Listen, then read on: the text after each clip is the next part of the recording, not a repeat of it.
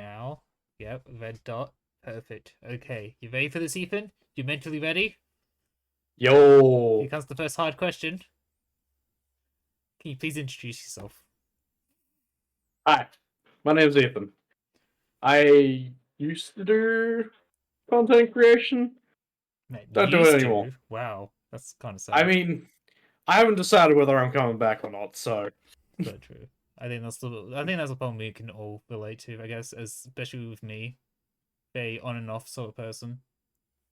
I mean, my style of content is fine. It's just I never really committed to it. So Mm-hmm. Yeah. Well, I'm glad you asked that. Made me put that down because I'm still debating if I want to upload this as well as something separate. I don't know. We'll see. Uh, but so I guess like you know this even, but we're gonna be talking about just Paradise Killer, a game that I gifted to you because I was gonna ask you questions about it, just so I have something to talk about in a follow-up video after the review comes out, which I still haven't started, but it's there. gotta start somewhere. Oh yeah, I thought this would be like an interesting kind of like side project to have a I guess I would consider a normal person's opinions on something I like. I was gonna say, yeah, nah. Paradise Killer is definitely not your like average game. Hmm. So Yeah, I yeah, yeah, fair. and I, Different palette. yeah, and I have like a tendency to really overanalyze stuff. So I thought, why don't I get someone like Ethan, who isn't like me, to go play through it so I can ask them questions and see like where am I overthinking things or maybe where I'm underthinking things. And I just thought that would be like a really interesting contrast to just talk about and bring up in the follow-up video that I'm going to be making.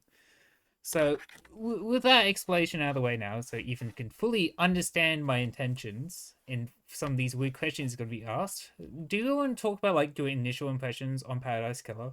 Like, before you played the game, like, what did you think looking at the I trailer and the Steam page?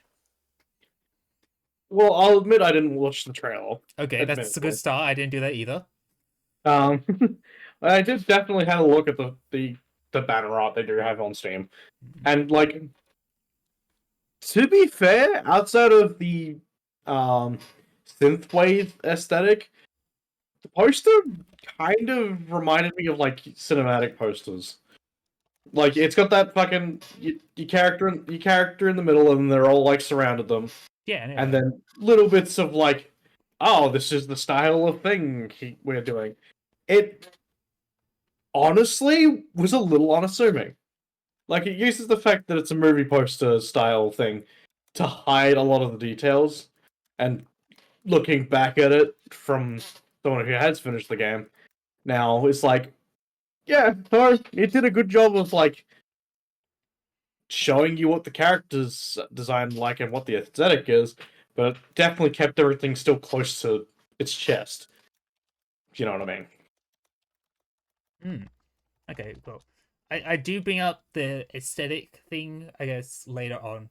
But it's very interesting that you identified the aesthetic to be synthwave because I personally thought it more as vaporwave, and we can talk about that when we get to that very soon. Because I kind of just want Um, to get your thoughts now on the opening sequence. You know, before you get to, like the proper like intro scene where it says "Paradise Killer" and all that. like how you almost like replicated the same voice. Yeah, yeah. Because I have listened to that intro so many times, I can kind of just do the voice of Paradise Killer. You know. um, Honestly, it was interesting. Like again, I'll start with the like small little bar scene they have. Like like it told me nothing about the game. Watching this little scene that happens before you even meet the main character, Yeah. which was an interesting choice. I feel like I understand why. It was kind of Oh. like this weird like fish out of water sort of like opening for basically put you in that same sort of mindset, right? You're like, oh, should I know what's going on? Should I not know what's going on? Kind of this like, I'm. obviously not part of this setting as a player. And it kind of follows in nicely to meeting the protagonist, Lady Love Dies. You can just dies. call her LD if you want, if that makes it easier. Yeah, it will. And the thing is, like, all the context it gives, like, the opening as a whole is very nice because it leads straight into the game. It's like, okay, so they have the different islands. LD was exiled for, you know, being too much of an investigator. Um, which, I mean, I guess if that's your whole thing and people don't like it, yeah, you're going to be ostracized. Hmm. But point is that, like, it gives you a nice, like, understanding of, like, oh, this world is not something you are going to be used to or comfortable with. Like, the whole thing is like, we're trying to find the perfect, like, paradise by remaking the same island over and over again. And, like, it's interesting that the way it's presented is says LD's diary. Hmm. Like, it's also just weird, almost. Like, for a game to open with, like, a bar scene where they're just talking about stuff, which, I mean, that stuff is conjecturally related, but, like, it doesn't have any bearing on the plot. Follow into LD's diary about, like, what's been happening up until this point from her perspective, Hmm. and then to jump into actually meeting her, Hmm. where she's talking about the fact that, oh, why the fuck is the island not reset yet? And that's where it kind of, like, I think leads into a very interesting choice that comes to bear some rather interesting fruit later in the game. Is that before we even get to the main gameplay, we have our first conversation with Shinji. Right? Of Yeah. Hmm. course, you get his little fucking introduction and whatnot, and you immediately can tell what the fuck his deal is, but, like, the other outsider character in the entirety of the game, it's kind of like a weird, like, almost companion, right? Hmm. It, like, whereas we are playing LD, who, for the most part, is still fish out of water, Shinji has the answers, and you can tell he has the answers, but he's not gonna fucking tell you. It's kind of this weird, like, symbiotic relationship of, like, he is the guide character, but Hmm. he is also one that does not give a flying fuck whether we should know the answers or not. And so he is going to just give us cryptic bullshit the entire game. But, like, I think that's, like, the interesting choice to talk to Shinji here and now in the one part of the game that is outside of, like, all the bullshit for the plot, right? For the most part, LD's apartment, which is where we start, isn't part of the plot. Hmm. Like, sure, we can walk around in it to start off with, and it's got, like, some nice weird abstract architecture and all that stuff, Hmm. but, like, for the most part, like, it is, like, outside of everything. So it's just interesting that they immediately show you that there's this character who's also outside of all the main bullshit. Hmm. Hmm. Um, Okay. which then follow. Oh, Oh, sorry. sorry. No, I was going to say, if you have more to say, you can say it now. Because from this, I've got like two other questions I want to ask you, but you can continue first. I was gonna say, yeah, and then the next. We're still not even at the gameplay when you get to, um, get what's Starlight. Starlight. Thank you. Um, yeah, and we don't even get to start the game until we get Starlight, and even then we're kind of brought into this, like, very quickly, like, rundown of, like, so this is a murder mystery. Hmm. But then gameplay still doesn't start yet, and kind of, I'd say the opening kind of starts and, like, it kind of ends Hmm. after talking to Judge. Hmm. And it's an interesting choice that we still don't get to talk to Judge. Like, first, we get a different character Hmm. introduced. We get uh Lydia. Lydia, that's Hmm. her name. I'm gonna have you horrible. I am horrible with names, so this Oh is no, gonna I'll be a remember them all. Don't worry. thank you. Lydia, which, I mean, she's a friendly character, but like, it's kind of interesting that you can already tell something's up.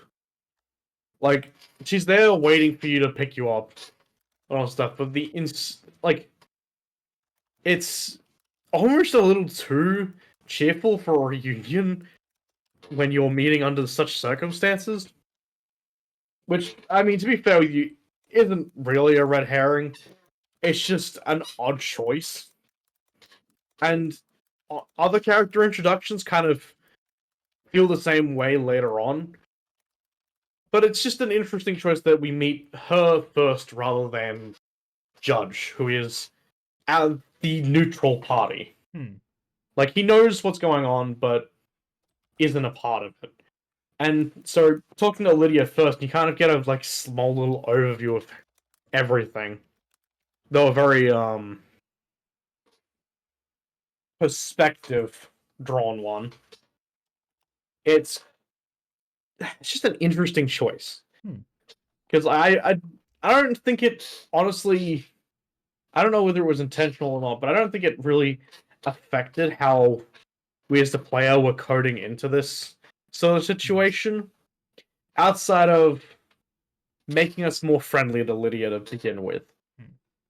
and I mean that does matter to a little bit, but we'll kind of get that when we get close to the end of the game. Hmm. Okay, so I guess where I want to start with first my questions on the opening sequence is, do you think that, because you called it an apartment, it's supposed to be a prison? Because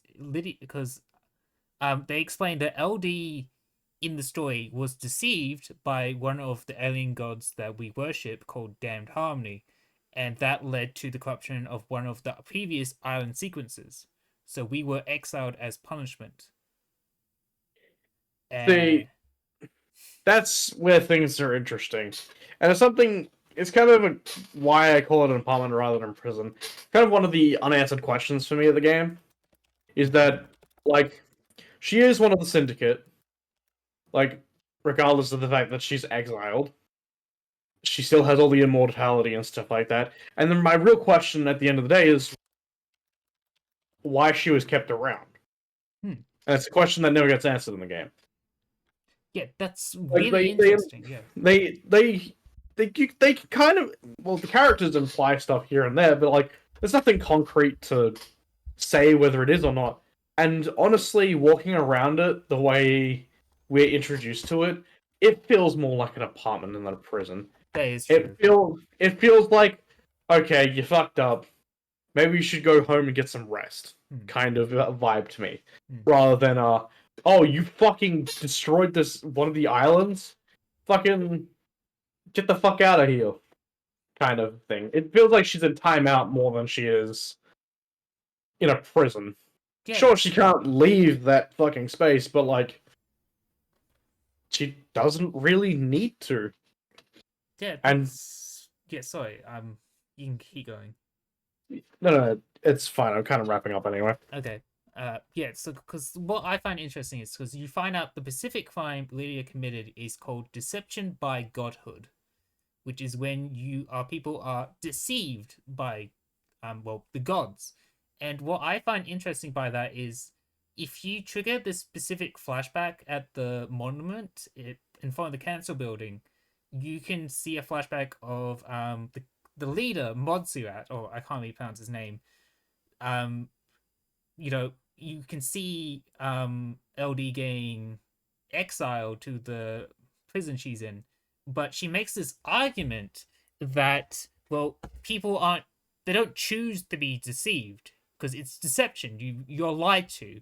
They're getting punished for something they can't do, and that I found that overall interesting, especially when you also find out that Carmelina's Silence, the architect, her father was deceived by godhood as well, but he was executed.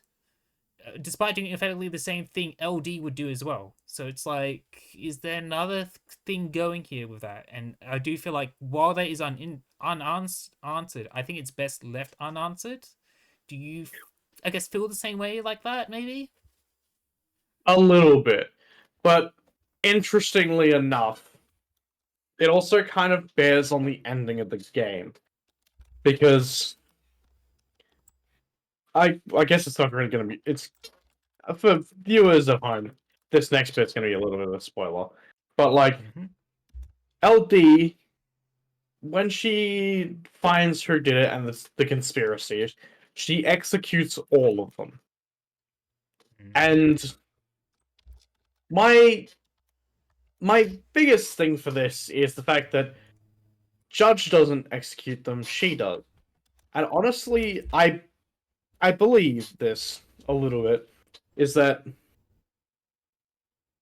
I feel like as the Syndicate's investigator, Mm-hmm. LD is kind of the judge, jury, and executioner. Mm-hmm. Because as much as Judge plays a role in the court scenes, all he does is kind of follow along with what the player says and what the player finds out. Which, for a gameplay point of view, doesn't make a lot of sense for a murder mystery. Unless it was deliberately supposed to be corrupt. Hmm. Which I think when we talk more about some of the other characters along the way, Hmm. kind of makes a lot more sense overall. I want to say. I Hmm. feel like at the end of the day, the Syndicate is a corrupt organization that doesn't know the meaning of impartiality. Hmm. Hmm. Okay. Well, I guess going from there, because I do want to talk about more about Judge, because Judge is supposed to be impartial, right? But like, if throughout the story, like, I mean, if I say throughout the story, it is quite clearly obvious the Syndicate is, well, a cult, Oh, and absolutely. the Judge is judging everyone based on Syndicate law. So the Hmm. real question is, are you really executing justice for Judge, or is Judge truly impartial? I don't believe so. And this also comes up to an interesting thing that can happen post game, Hmm. in which you have the option to execute the survivors. I was going to ask you that much later into the script. We can go into this now. And I feel like, honestly, no, Judge is not just or impartial. He pretends to be, though. Because I feel at the end of the day, the rules and laws the Syndicate have are constantly being broken. Mm. Mm-hmm. Not just by the Syndicate members, but the Council. I believe these rules are a farce. And there's no bigger example than both. Well, actually, anything Montserrat had done, like as far as the game is concerned, right? Mm. Montserrat, instead of executing LD like he should have, sent her into exile. But also, he also was going against one of his rules, which was basically not to, fuck with the gods. Mm-hmm. But he himself took a piece of flesh Exactly. from, I forget his name, Crying Grudge. Crying Grudge, thank you. Takes a piece of flesh from Crying Grudge, one of the Yeah. gods. And he didn't get a trial. And that's the interesting part. Dead characters still got trials in the court part of the scene, Mm. and were still still part of the whole investigation. But anything Monzrat did not come up.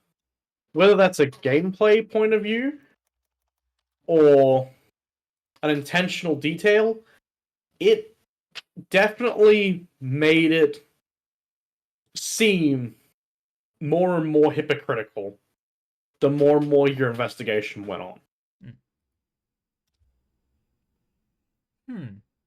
Okay, I guess one more question before we move on is I want to talk to you more about Shinji, I guess, because Okay. you described him more very much as, I guess the way I put it here is the answer man who doesn't give you answers. I think is the best way to describe what Shinji's role in the story. Oh, absolutely. He had again the it's such an adequate way of saying it. Yeah, no, Shinji clearly has the answer, and the more you have those little conversations with him, the more and more that's clear and obvious. Hmm. Like, he never gives you the fucking straight of it. He always gives you cryptic bullshit. Hmm. But like, he clearly knows what's going on completely, Hmm. which is interesting. And in fact, he is one of the characters that gives you a piece of evidence, despite not being involved with anything. No trial, no like Nothing. Yeah. nothing. He is considered outside of the game's functions, Hmm. effectively. But when you read his dialogue and all of his conversations, like he gives you cryptic bullshit, but like if you have the answer, if you know the answer to his cryptic bullshit, you can see he does know the answers. Hmm. And I feel like that's the whole point of Shinji, though, is that rather than giving you the answers, you have to think about it. And that kind of leads into the fact that you could technically just execute whoever the fuck you want to Hmm. at the end of the day. At the court scene, or end the investigation prematurely Hmm. and give an answer. So I feel like Shinji needed to be that way, both from a gameplay point of view, but also as like a guide. Hmm. It just it just feels like he's trying to provoke your thoughts on the situation. Always. Not you as LD, but you as the player. Hmm. Yeah, because I kind of describe Shinji, I guess, as the straight man to LD, like, which is I guess a weird dynamic to say considering the narrative of the story. But if you think of it as like being the one that's used to all this kind of craziness that is in the cult, like she's the indoctrinated one, right? I guess that's the best way to put it. Yeah. And Shinji is the one that isn't indoctrinated, so he can see through the cult. I feel like in that way he is the straight man. In a weird sense, probably personality wise, not so much, but I I definitely think he is that. That's why I kind of called him an outsider rather than a Hmm. straight man.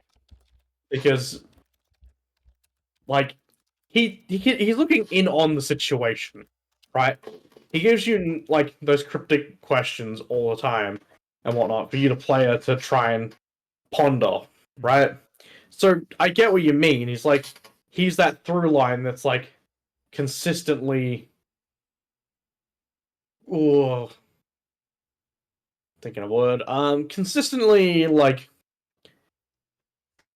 consistently impartial, actually, going back to me saying things that are impartial. Hmm. Like he gives you like the the ability to figure it out. He doesn't give you the answers though, right? He lets you come to your own conclusion. Hmm. Okay. All right. I think that's enough about, I guess, all that. So, you want to talk about like just, I guess, the visuals of the game now? It's quite an interesting thing. We're talking about visuals. How do I want to start this? Okay, It's we start with the UI, I guess, is a good way to place like the UI, the character menus, the Starlight herself. How do we feel about that? honestly, basic in a good way. It really feels like, compared to some of the other shit going around the island, it feels very like old. I think Hmm. that's I think that is intentional. It is very much intentional. Because to be fair with you, yeah, she's been away for 3 million, 3 million, 3,000. I thought it was It. I think basically, it's. I think it's like they say it's like she's been gone for several millennia. yeah, something. Well, three something anyway. But point is that like you can very much tell that like compared to everything else that's going on, it's like, oh, you very out of date technology, and like while it still functions and works with all the current shit going around, it really does feel like she is figuring this out with a like hard tool. Like a lot of the text in the menus and whatnot are very bulk standard. Like, ah, this is just the most basic font possible, with like very like liminal, minimal fucking like boxes. Like it's literally just lines with some text for Hmm. the most part. And outside of the customization, which I won't get into because that just feels like cosmetic. It's just extra at that point, isn't it? Yeah, like it very much feels like very old technology. And the thing Hmm. is, I feel like the game kind of embraces it. Yeah. A lot Okay. of That's what I a want to lot. get at. Sorry to interrupt you. Because even how familiar are you with, I guess, the aspects needed to make the vaporwave aesthetic? Uh, Like, I'm not that familiar. okay, I'll stream some vaporwave images for you real quick, mainly because, like, because that the thing you described, it being old, it's very intentional of the vaporwave style. Because vaporwave is, I guess, as I describe it, it's this blending of like retro computery graphics with bright neon colors and utilizing image like items that don't fit in with all that aesthetic. It's about, well, yeah, you can see it like here. I think this is a good example of vapor right here. If I can zoom in. Mhm. I can't zoom in. It's pretty much this. You Yeah, see, it's this retro. It's deliberately making something that looks out of place and ugly to make something beautiful. yeah. It's using very basic function, like form, to make like very eye-catching pieces, effectively. Yeah, And but going back to what I was gonna say, yeah.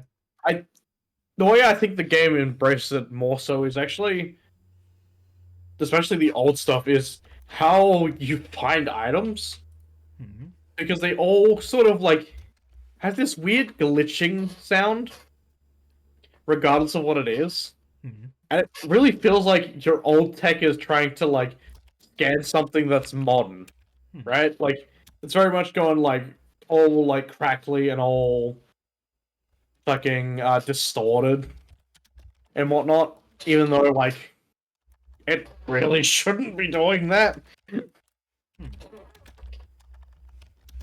Yeah, I would say though that the old tech does fit in with the overall setting.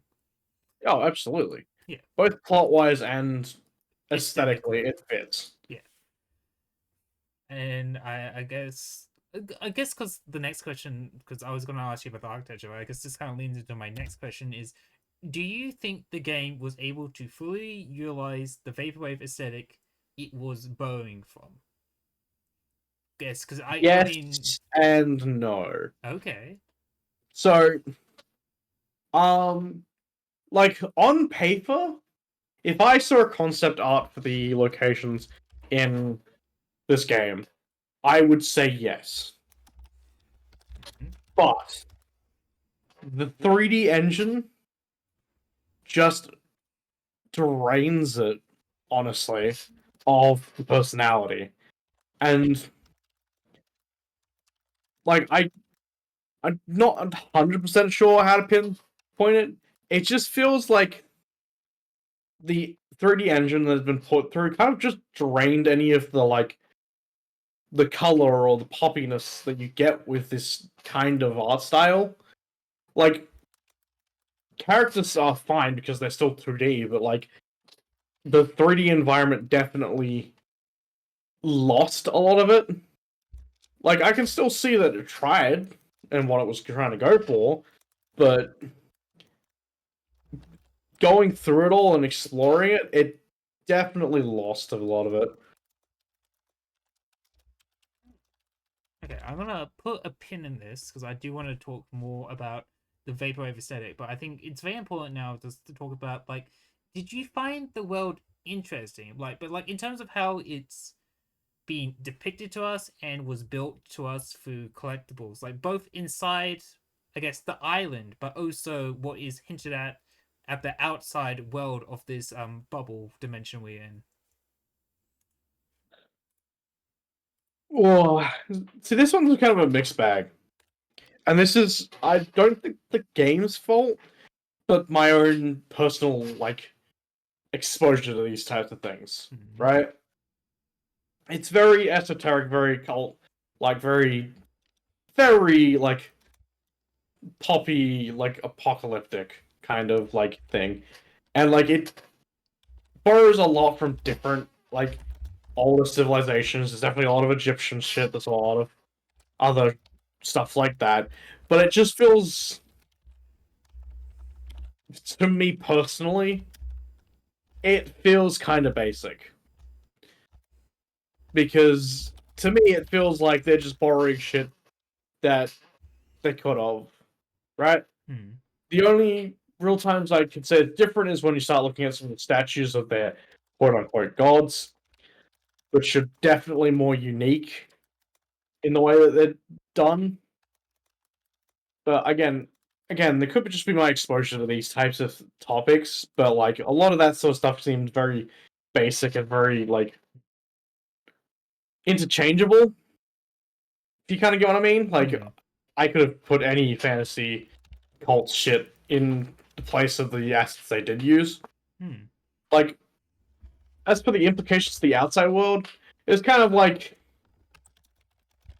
it's nice to know, but I still wanted to explore more of the inside of the bubble before I even started touching the outside of it. There's a lot of things that I would have liked to explore more of in this setting, but I I guess at the end of the day, I just have to deal with what I've got. You know what I mean? Okay.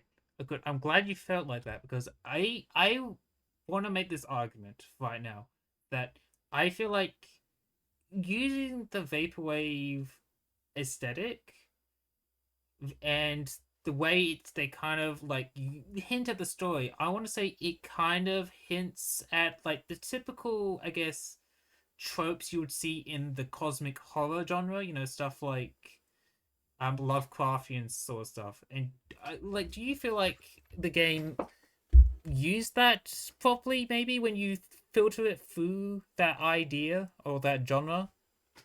See, honestly, I think they're playing it too safe for it. Like, I can see it working. Absolutely. Like, I've seen some, like, really, like, weird, creepy shit like that. Like, I played, oh, what was that game called? Give me a second. Call It, Cthulhu, or is it the no, no, no, Synchronicity? no, no. No, no, no, no. Oh, AI Somnia Files. They did something similar with their Mindscape and also the ongoing like, videos, which were very like abstract and shit like that. Like, again, it really made it like there was like some weird fucking cult that was kind of doing this very like, oh, weird like artistic fucking brainwashing type shit. Hmm. But the problem was that like again, it didn't meld the two concepts, Hmm. which is what AI does, even though it does very little of it. Um, like you have your occultic eldritch shit over here, and you your vaporwave, but like rather than leaning into that and making like a very distinct like image, they kind of just were like, oh, here's the subject matter of Eldritch shit, and then here's the aesthetic of vaporwave. Mm. You know what I mean? Like it could have it could have worked, Mm. but I feel like they just decided, yeah, we're just gonna use the Eldritch shit for the story and world building, and then we're gonna use the vaporwave aesthetic. Rather than like, oh, what kind of interesting bullshit we can do when we smash the two concepts together. Mm. It's again, it feels a bit playing safe. Okay, because the interesting thing is, I thought it was a very interesting melding of it. 'Cause, like the way I saw it is like, cause remember how I kind of described how vaporwave is about filtering stuff through retro graphics and then putting in stuff that don't fit in. Yeah, Yeah. So the way I saw it is like, because if you look at like how they textured all like the buildings and that, like the apartments, the convenience store, those are very normal things. But then they also kind of make it look like it has like the texturing work from like a PS1, PS2 era game. yeah. But then you I see these like alien structures, right? And they're like very more high definition, more polygons than that.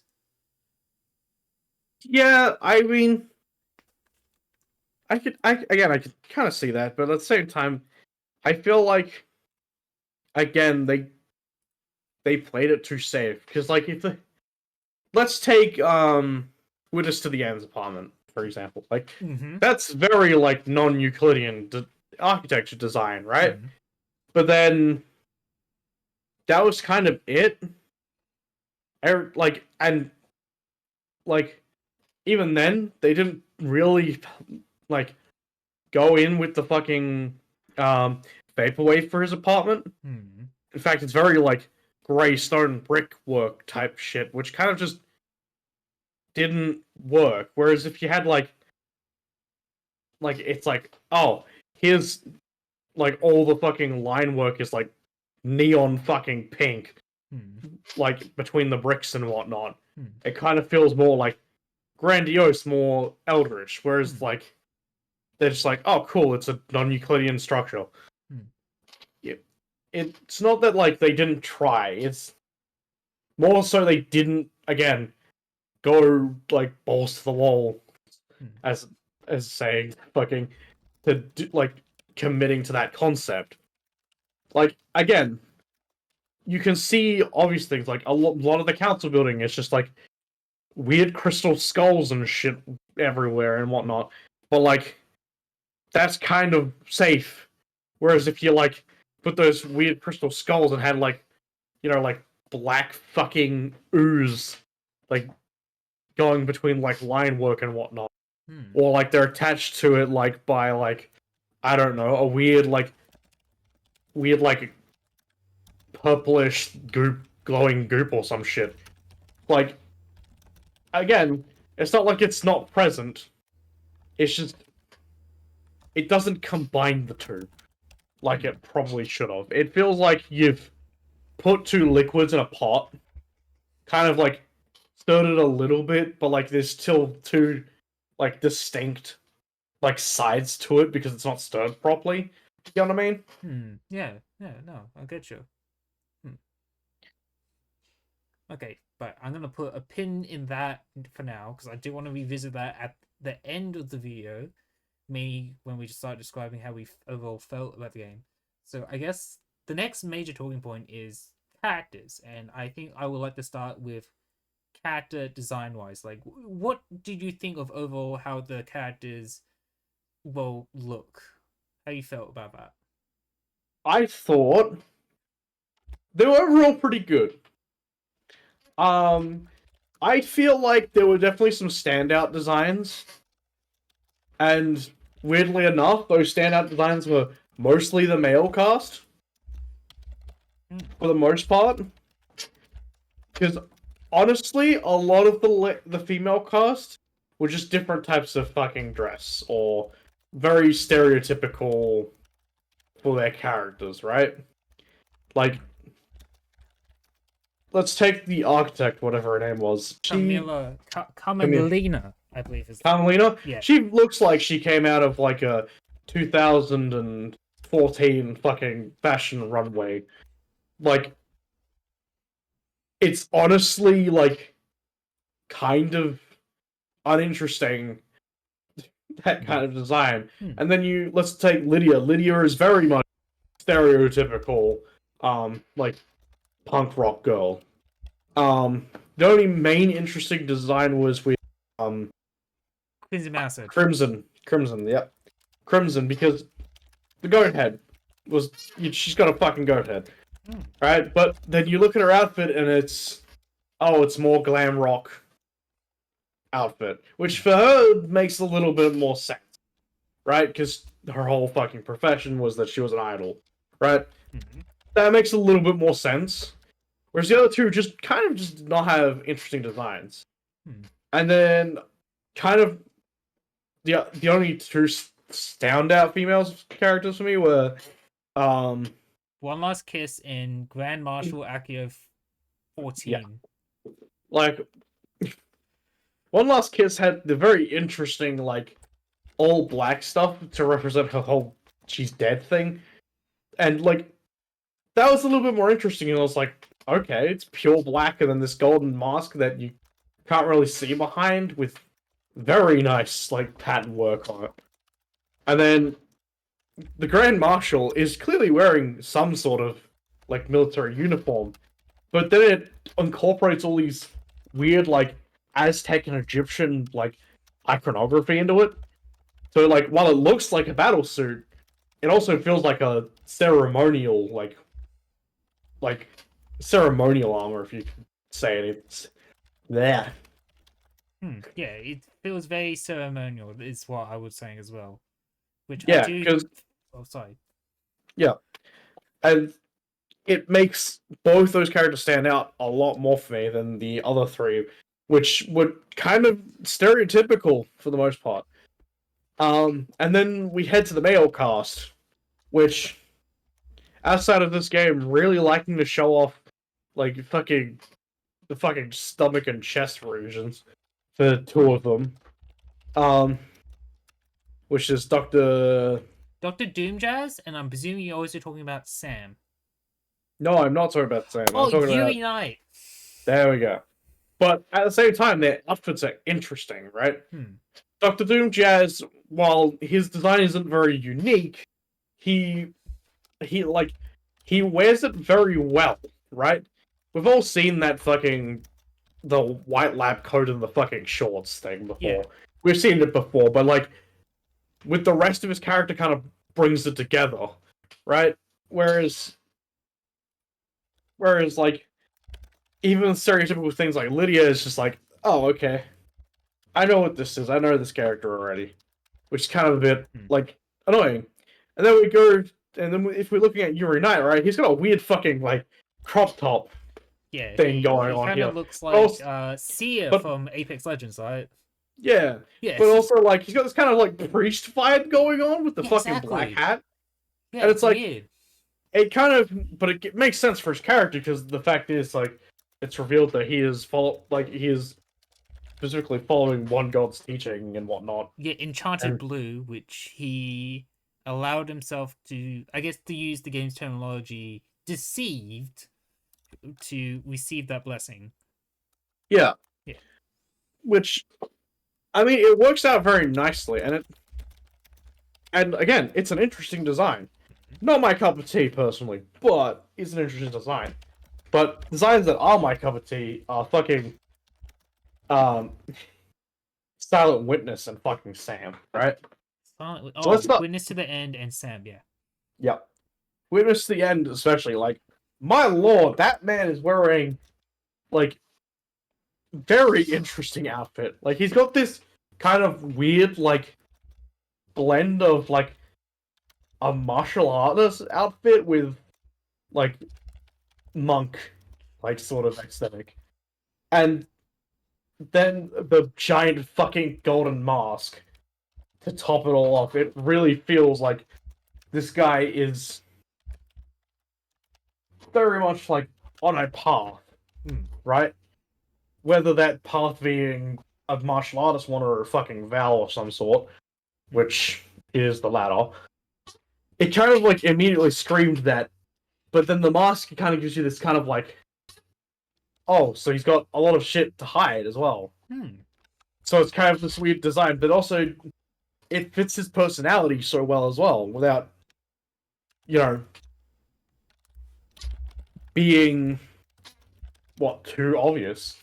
Honestly, it's very nice. And then we look at Sam, who is effectively a red skeleton, Yeah. which with a fucking horn, by the way. Yeah. That like it feels like, and the thing is, the best thing about Sam's design, though, to me, is that it is intentionally like back to front, right? When you see a design like that, you think Angry Man. Sam is the most chillest motherfucker on the planet. It is the other things like that his design represent. The fucking all of his past and all of his mistakes, rather than being like a complete fucking 180, right? It's representing the old parts of him rather than the new parts, which is just amazing. Not only does it look good, but it serves a very nice purpose, right? Again, when you first encounter him, you expect Angry Man, but he's not. And then as you start learning more, it's kind of like, that's why you look like that. Okay. Right. I want to put. I guess we can now talk about the characters depicted. Like thoughts on how you thought the characters were fitting as characters, I guess, and I guess their roles in the story. So who do you want to start with? Oh, going very, very in depth with this Well, one. what about we start with Sam? Let's start with Sam. Yeah, Sam's a good one. Okay, Sam. We'll start. I'll do it in a little bit of progression. Sam starts off being kind of this kind of sweet, relaxing guy who just wants to have a drink with his old friends and his lover Lydia, and have a good fucking time. But then the more you he opens up, you realize that Sam's past is a little bit more complicated than he makes it up to be. Like, there's a lot of stuff about what fuck was it called? Shit. I've forgotten what his exact profession is. Assassin. That's it. That's right, yeah, because he was an assassin alongside his wife. And like you kind of get this thing of like, so your whole design and aesthetic is based off your past, kind of thing. And the more you more he gets angry at you, it's like, okay, what's the deal there, big man? And eventually leads into the fact that he is very much blackmailed into doing someone else's job. Well, not job, but blackmailed into helping with a certain crime. With the crime. Oh, but you don't need to worry about spoilers. You can go as spoilers. Yeah, I know. I was just like, I stumbled over my words for a moment, for a sec. Yeah. Which, I mean, that kind of thing kind of follows nicely into Lydia as well. Because she's kind of the same sort of situation. Before she was the farrier, she also was in similar line of work to Sam. Though hers is a little bit less incriminating. And that's why I think for Lydia it's the harder to tell. Because the biggest thing for Lydia was that she was very much an accomplice to Sam's stuff, but she didn't really have the motive to do it, right? Outside of the fact that Sam is her lover. And so it's kind of this weird thing of like why you can tell that she got involved with the mystery in the first place for quite a bit until you start bringing up the fact that her and Sam want to fucking leave. Hmm. And then she starts getting a little bit, like, angry and, like, oh, don't be like that sort of mentality. Hmm. They just both want to fucking get the fuck out of here. And bullshit. Hmm. So let's... And I guess gonna follow into... Well, you're cutting out first, Ethan. Oh, shit. Okay, no mind, you're fine now. I just want to like bring this up now, I guess, because I won't really be talking about the trials a lot. But the interesting thing is because we do find out that Lydia and Sam they were trying to help Witness. What's interesting though is if you don't end up pinning any of the crimes on Sam or Lydia, and you end up pinning the killer demon on Witness, Witness doesn't give up Sam and Lydia. So, did you think, like, with that in mind, would you still prosecute Sam and Lydia because that is the correct thing to do, or would you let your feelings get in the way? I personally did not. Okay. I persecuted them because at the end of the day, they did commit a crime. Okay. I, again, was very much playing the impartial judge as a player. Hmm. So I was taking judgment on shit as I was going, right? And taking in the facts, not the lies. And so I ended up running them out. But honestly, that kind of says more about Witness Tien's character. And we'll get to that. I mean, you can get into it now if you want. I don't mind. Oh, okay. Yeah, no, we'll talk about him. So, the person Sam and Lydia were working with was Witness Tien. Yeah. And he knew what they wanted. And he promised them a way out, which was to help him kill the council. That's interesting because the thing is, if you in the trial, his intention wasn't to kill the council. He wanted to scare the council. I'm aware, but it looked like murder. Yeah. But at the same of the day, he very much knew that thing could have killed them. So, just because there was a chance that they could have been saved, it still feels a little bit like murder. But that says more about Witness. Witness, honestly, despite being the guy who watches over the end of the island, is actually probably one of the more optimistic characters overall. The whole, like, he didn't agree with the council, which made sense. He saw what they were doing and saw that they were making decisions that were questionable at best. But his intentions were to steer them onto a better path. Yes, he was doing that with basically what could have been attempted murder or murder. It's up to you to decide whether he should be charged with murder or not. I think so, because, you know, he really did fucking go the whole 9 miles with it. Yeah.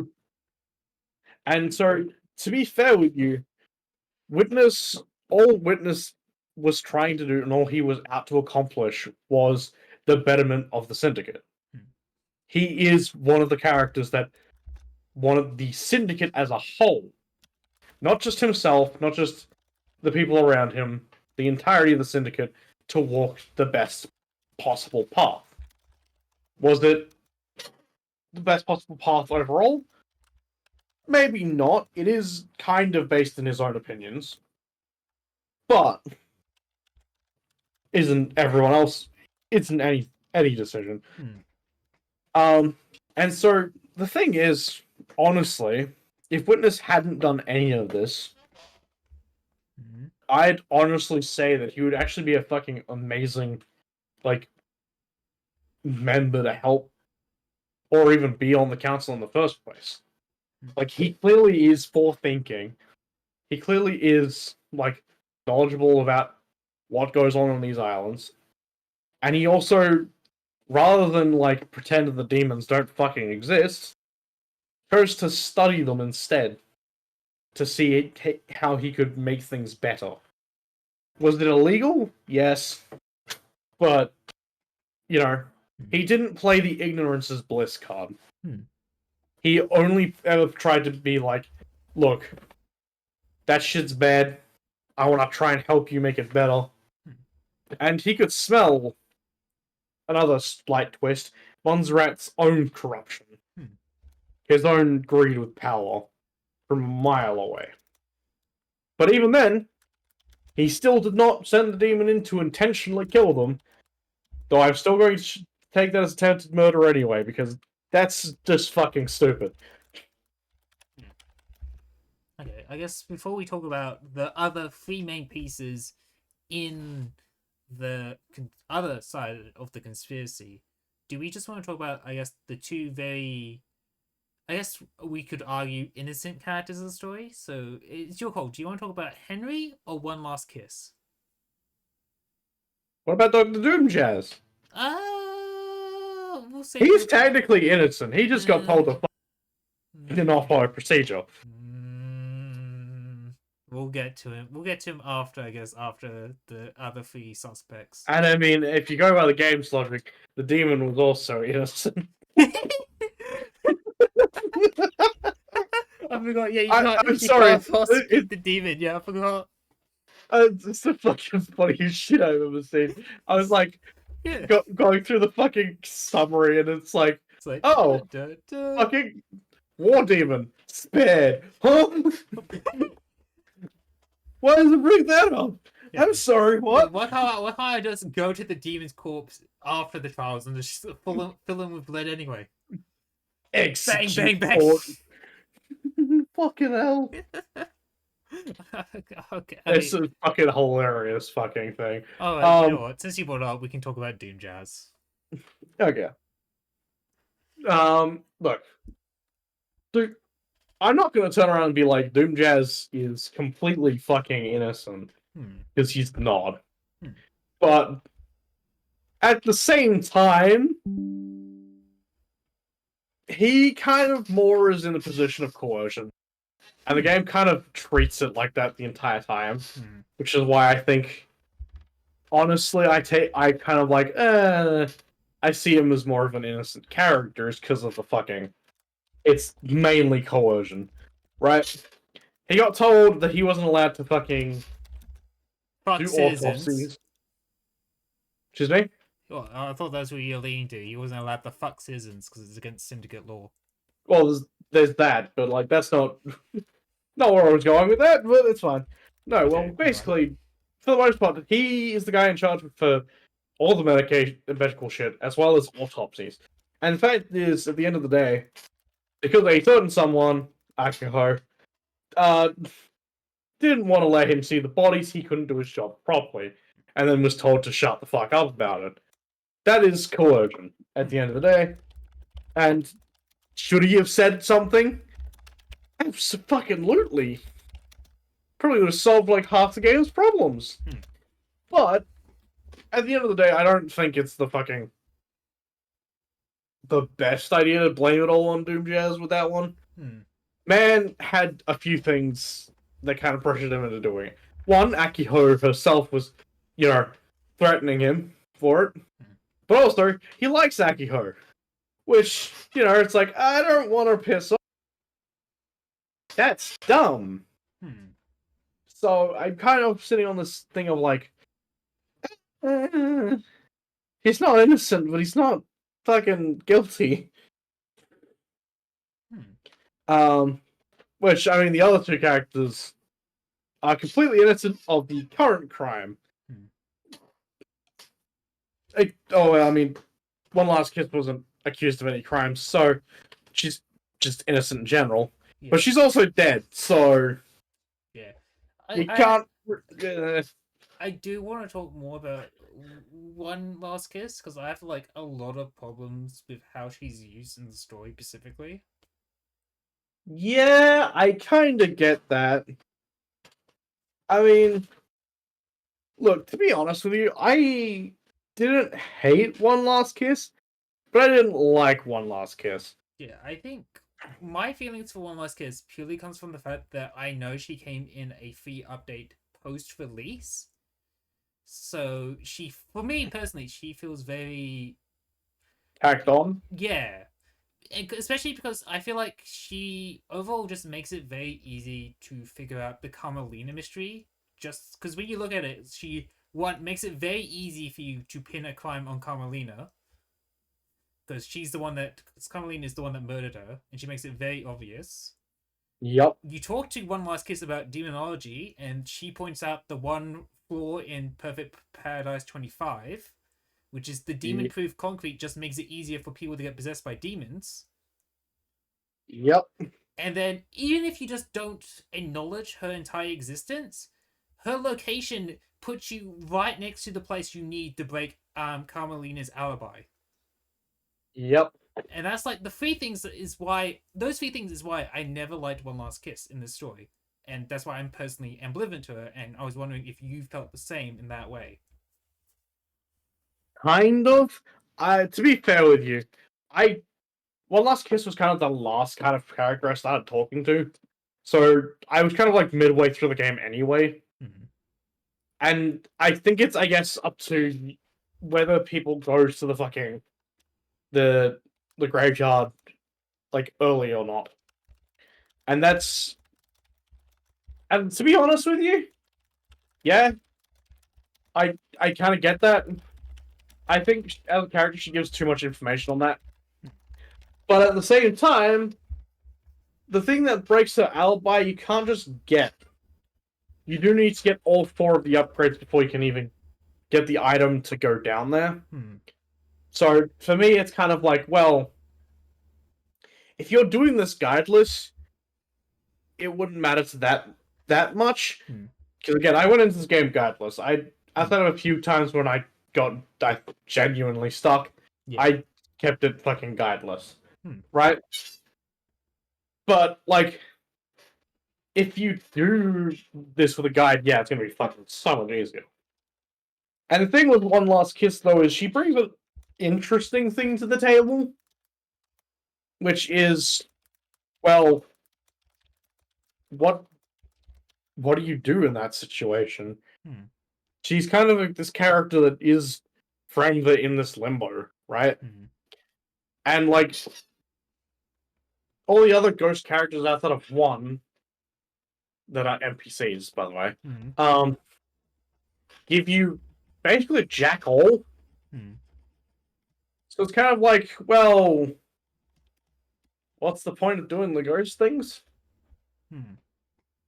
So I feel like her being there kind of made me interact with things a little bit more.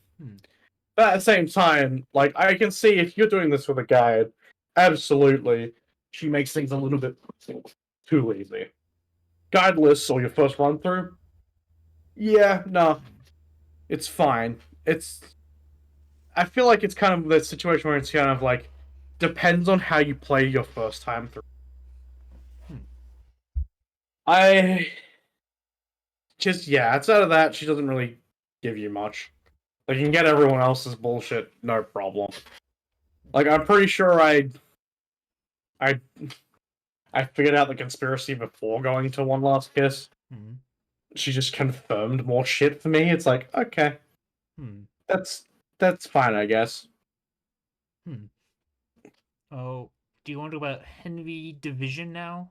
And Henry Division. yeah.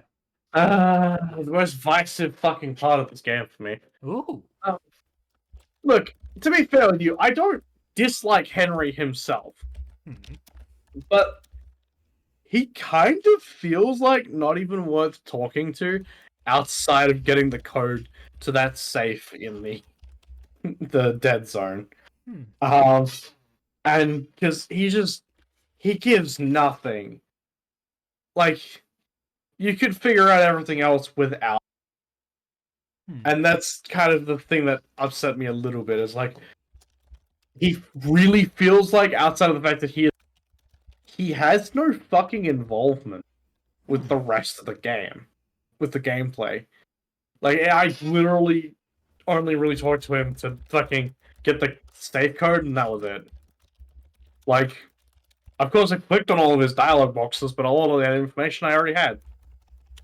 And it for me, I feel like they could have absolutely done more with him Hmm. and more with the fact about the demon, right? Hmm. Like I've seen games that have like gone into occultic things from a mystery point of view, just have random fucking spouts of nonsense from the demon, and then you go chase it up, and it turns out to be like Hmm. that sort of thing. Whereas like a lot of the conversations with Henry start with giving him a question and then him telling you to yeah fuck off because I don't know shit. And honestly, it feels like wasted potential. Hmm. Hmm. Okay. Hmm.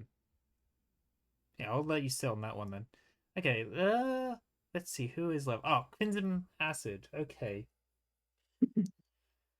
Oh, Crimson Acid, the unfortunate victim to my bullshit. we mean unfortunate victim to your bullshit. I definitely executed her when I did not mean to execute her. I mean, I still think it's very fair to execute her in that situation because while you have to, you can't. Well, the actual suspect is Yuri. I do feel like I'm personally feel like Crimson Acid is still very worthy of execution, and that's something I will kind of want to talk to you about later as well. But I'll let you go on now about how you overall feel about Crimson Acid.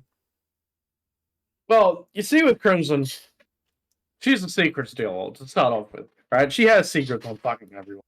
And you can pay her for fucking those secrets, which is kind of nice if you need hints. But also, I don't know whether, like, you know, see, it's hard to convince the fucking fact is that Crimson Acid definitely was involved with the fucking KHX fucking missing case. Hmm. But she very much is like kind of like a unfortunate fucking like antagonist Hmm. where yeah, sure, she did some shit that was shady as fuck, but she's not the fucking one who killed the fucking guy. And that's why I kind of was like this the unfortunate victim to my bullshit. Because like at the end of the day, yes, she convinced KHX to make the fucking remote access and gave it to Witness. Um, does that mean like does that mean it was you know was you being executed? Probably not. Like again, she kind of got thrown into the fucking middle of things. She wasn't really part of the conspiracy.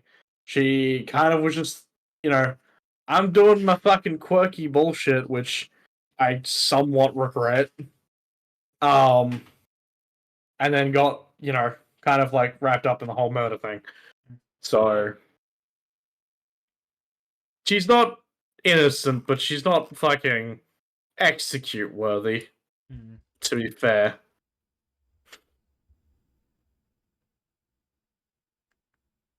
Hmm. Okay. All right. I guess before we move on, I do want to talk. I guess I can start this conversation now, and I want to talk about more the four different cases we see of deception by godhood. Because I feel like one of the overall key themes of the game is this idea of well deception. Everyone is kind of like lying to you, Mm-hmm. which I guess is the nature of the game. But I feel like the deception by godhood thing is particularly interesting because of how all four different cases are prosecuted. Because we've already talked about Carmilla's father got um executed for being deceived. Then Mm-hmm. LD was exiled, and then you have Yuri Knight, who you can use his own deception against him as a reason to pin him for a crime. But then Crimson Acid, who has I guess a similar form of deception, where she was gifted the goat head, just like how Yui was gifted a beautiful physique, Crimson Acid wasn't prosecuted, but rather celebrated and turned into the syndicate's idol, as the way to put Yeah. it. And I wanted to use that as a bridging point, I guess, to talk about like how the. I mean, you really already talked about how like the syndicate is very willing to bend the rules when it benefits them, and I feel like Crimson Acid is a very interesting case of that. So, any thoughts on that? I guess, or I kind of lost this. I kind of get what you're going for. Honestly, I feel like again, it's not just kind of this one of these things that like I feel like Montserrat had too much like influence on this fucking topic. Mm. We don't even get to meet him as a character, which kind of unfortunate. But like, honestly, I feel like he was just declaring willy nilly whatever fucking benefited him the most. Hmm. And again, back to that whole bent ruling thing, Hmm. like, because like Crimson Acid like was their fucking hero Hmm. during the fucking breakout of the demon, Yeah, on one of the and arcs then of this, got yeah. a guard head as fucking reward slash punishment. It's kind of hard to tell Yeah, because that's sorry. Yeah, keep going. yeah, because you know, outside of people saying what it is, um, they that's it. The gods don't give their intentions, and they never do in this game. And like, so it's literally, I literally think it's whatever Monzat built at the time, Hmm. right? Monzat needed a fucking like poster child to keep all the fucking citizens and other syndicate members in line. Oh, here's Crimson Acid. She's been blessed by the gods. Even like Yuri Knight's whole thing, it's like, oh, okay. Um, right. You have a beautiful physique, but a fucking horrible visual. Hmm. No one's gonna like you if you are a horrible person that looks pretty. That's not how that fucking works. Um, and then again, it feels very much whatever the fuck Mons at that time, and whatever benefited him more, right? Because Camilla's father, you know, it was clearly not useful to him, so he got rid of her. Hmm. Um, and LD is still very useful, but like, she just can't keep her role investigated Hmm. to herself. So it's kind of like, okay, well, probably best to keep you around, but we'll just make sure you're not around so it looks like a punishment. Hmm. Um, again, this one kind of feels like Montserrat was like, how can I turn this to my advantage? Oh, sorry. Hmm. Um, yeah, it just feels like a character going around and being like, haha, I can say whatever the fuck I feel like and people won't call me out on shit. Hmm. Which is Um, why I think I find like when you go and talk to Crying Grudge, it was very interesting to hear Crying Grudge call Montserrat as the Mad King, because it did oh, feel absolutely. like he was going a little bonkers to the end there. I It's honestly don't think it was him going bonkers. I just feel like he was playing more into the power, hmm. right? Because, like, it's clear as fucking day that he just did whatever the fuck he felt like it. Hmm. Like, out of all the council members, he is the only one that has posters everywhere. That is true. Yeah, he's the only one that's He, featured. he's the only one that people talk about the most, outside of other council members, like, having specific relationships Hmm. with other characters. Like, the other council members could be faceless nobodies, which, I mean, when we find them, they technically are. Um, at the end of the day, it's Monzrat's show. Hmm. So be him being called a mad king or a lunatic is not out of the ordinary, I think. Okay, I guess that leaves us with the remaining three. So, do you want to start with Akio, Yui Knight, or Carmelina? Akio. Okay, yeah, I think Akio Because is the more interesting one too. she is both the most interesting one and the most both tragic and stupid at the same time. Hmm. So look, let's just get her motive out of the way, right? Yeah, She cared about her enforcers. She cared about her husband, who, uh, you that was also technically illegal, blah, blah, blah. yeah, But, like, the fact is, the fucking guards, I can't remember what they're called, but Marshals. the marshals, that's it. The marshals get left behind every single, right? Yeah. One. Two, Akihiro was having an illegal, in quotation marks, relationship, which, to be fair with you, the council members, fucking same thing. Fucking hypocritical bitches.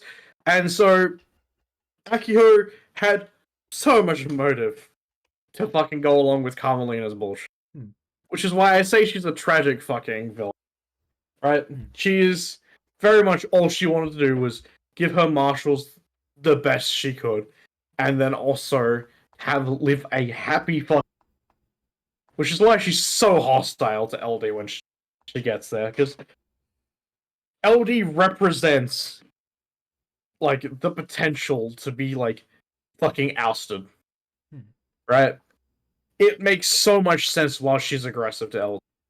And if you do her fucking hang, right, she's not that fucking like hostile to LD overall. It's just the current situation deems that LD is a threat.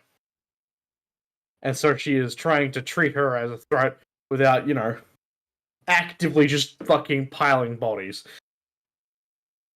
And I feel bad for her, honestly. She had all she wanted was the betterment of her people. That was it. She had to get wrapped up in someone else's bullshit to do it, though, which is kind of her downfall. Speaking of people that aren't wrapped into this bullshit, though, Hmm. Yuri fucking Knight. Oh my god. Oh god, I hate him. He is both a red herring and not a red herring. Fucking moron. He is the most vain character in the entire fucking game. And it fucking hurts me to talk to. I know. I didn't like listening to him either. And Ugh. I think the worst thing for me with Yuri is that he deserved so much fucking pain, right? He, like, ignoring the whole fucking god thing, all he cared about was his vanity. He so obviously was just trying to help this god because, yeah, no, they make me look pretty and make me look good to others. Dumb piece of shit. Um, I have nothing nice to say about this man. He murdered a man over fucking nothing. Like, I'm sorry, but Yuri is a piece of shit. And I think that's very much intentional. Yeah, I know, but like, there's no redeeming. Akiho has redeeming. Hmm. We're about to talk about Camilla, which she technically also has redeeming. Mm-hmm. Yeah, because Not as much as Akiho, but fucking Yuri has none, Yuri's and I hate it. yeah. Oh. Speaking of Camilla, Camilla is the ringmaster of this fucking conspiracy. Um, basically, to sum up her motive, she was just, not happy with how things were run, for the most part. If I remember correctly. Mm-hmm. I was right? Yeah.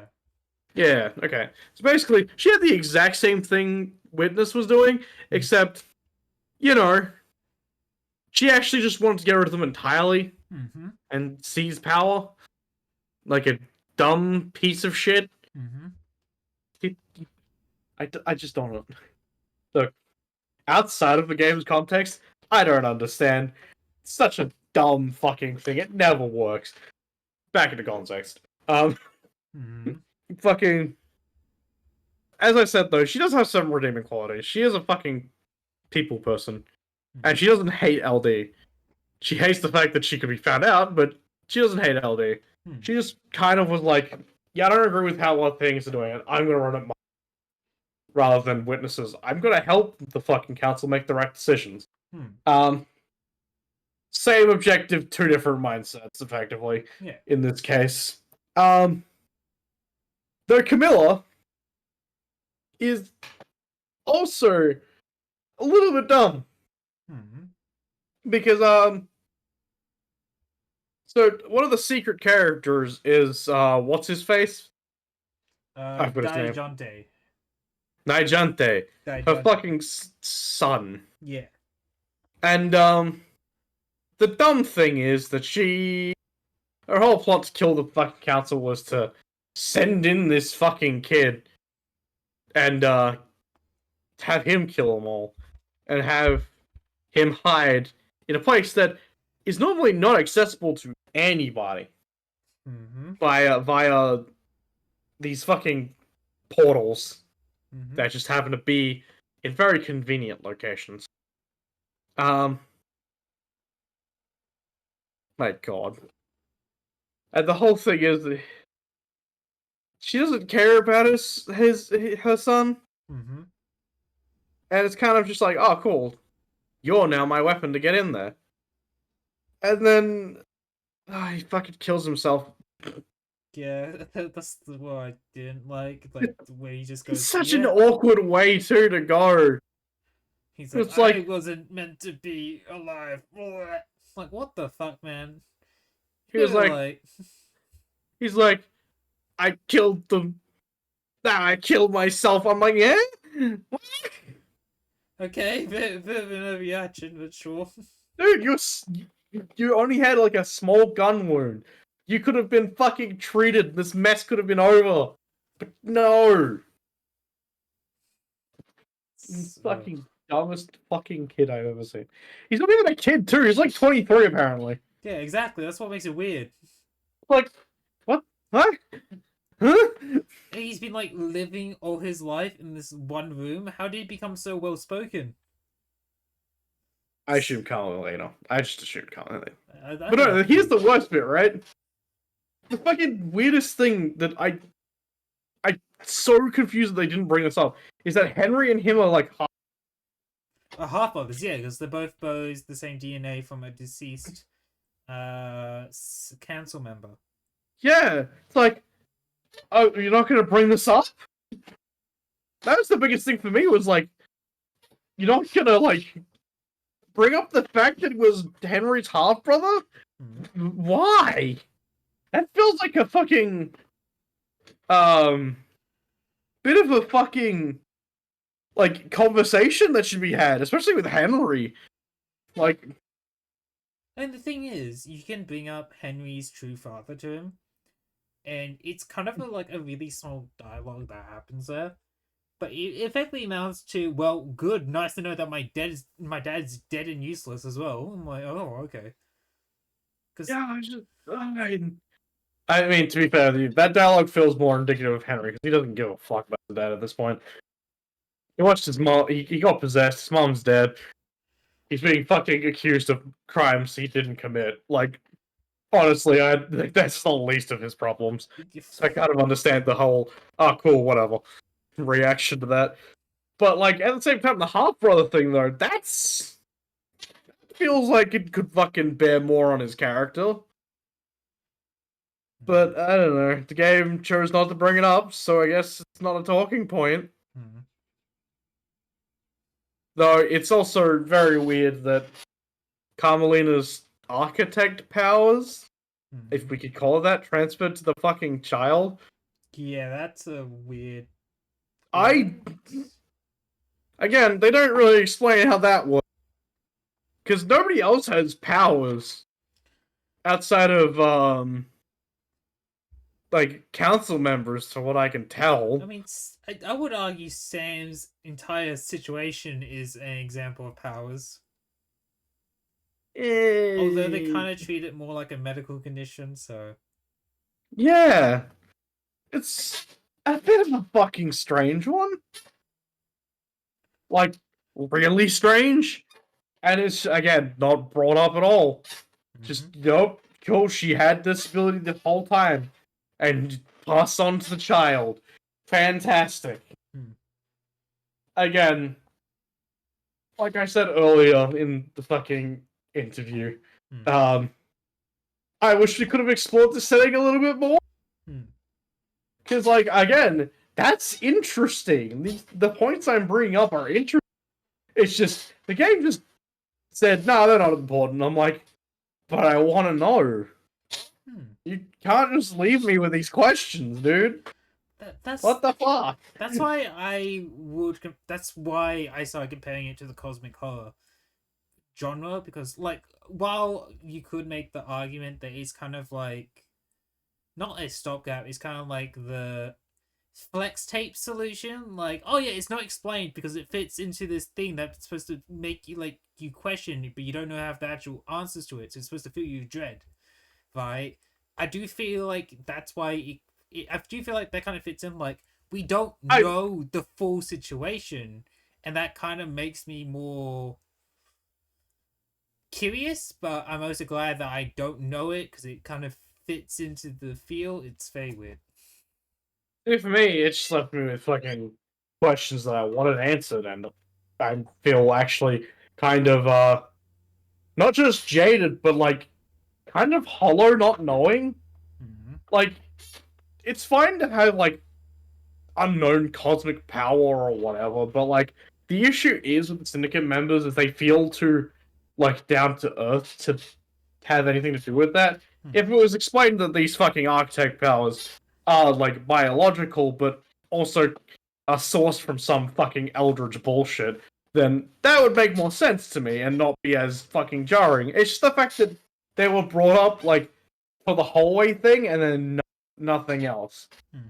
Because the whole thing is that she was designing the city, and they never imply once up until the whole fucking portal thing that it was some sort of fucking power.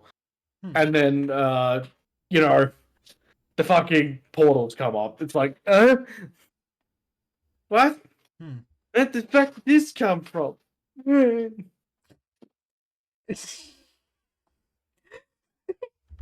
So It sound effects you started making a.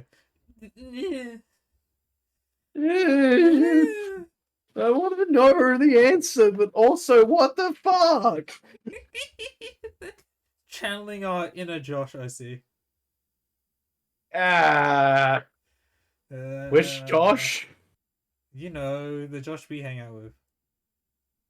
Uh, You no, kind of he's more sounding like. like him right now. That's the thing. Do I? Yeah. Okay, No, it's like the with the. maybe. I don't know. I feel like Josh is more. I'm gonna stab you. Oh, that's true. He has two sides. He has the side and the I'm gonna stab you.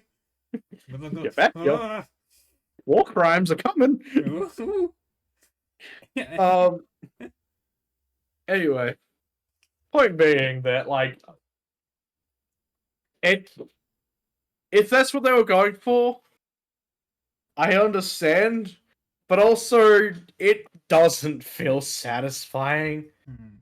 and it's something that I experienced more than once recently. I'm not going to talk about spoilers for other franchises in a fucking video about a different one. Yeah. But basically, there's I've experienced a few times like this, right? But the reason I'm not asking questions for those series is that they established these things earlier. Hmm. And that's all this game needed to do for me to not be as questionable. It's like, yes, I borrowed some gods of these gods' powers to make the fucking islands. Hmm. Excellent. Understood. Moving on. Except, no. They're just like, yep, we can do this. Mm-hmm. Mm. What? Hmm. Again, it felt so unsatisfying. Hmm.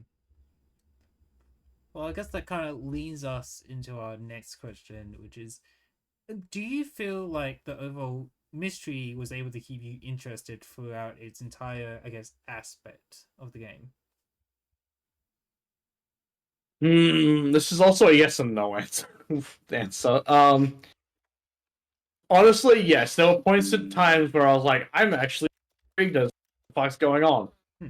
And then there were points where I was like, yeah, I know you're the fucking colonel, move on. Hmm. Um, and I feel like that falls very heavily down to the gameplay, Hmm. honestly. There's a lot of running back and forth, and then trying to shove information you got from a different character, someone else, and then expecting it to prog a dialogue, Hmm. which half the time it doesn't. And it's like, well, okay, maybe I will find something else to shove in your face for more dialogue. How is your day? Hey, let's go to a hangout. Um, Yeah. fucking, I again, the overall mystery probably wouldn't have been as much of an issue if just there were points with the game where I was just like, okay, what fucking information am I meant to give you? Because that's one thing that I think this game needed to do was fucking filter out the useless information Hmm. for characters specifically, right? Because I'm pretty sure from memory that you can fucking if you get a piece of information, every fucking character has a dialogue now. Yeah, it does. It's And really annoying. it's very fucking annoying. Especially when you're like, aha, I have and then you check your AR vision to see that yes, this character has a dialogue option. Go talk to them Hmm. now, and then fucking find out that it was just a question that did not fucking matter at all. Mm-hmm. And it's like, oh, great. I and then you go talk to everyone else who also doesn't give any information, even if it's related to them or not. Yeah, Henry is a big, massive factor in that because it really bothered me because he's like you have all these dialogue options for Henry, and then 90% of the time it's literally I don't fucking know, fuck off. Yep. And other characters do the same thing. And honestly, I think like 70% of the questions you can ask absolutely fucking useless. Hmm. And it's kind of like, okay, can we like not do that? I hate finding a bad piece of information and everyone has to but except they don't give us any good commentary on it. Like they don't even like react to it like it's surprising or fucking interesting. It's just why the fuck would I know about that? It's like, bro, if you're gonna have this dialogue, at least give me something fucking interesting.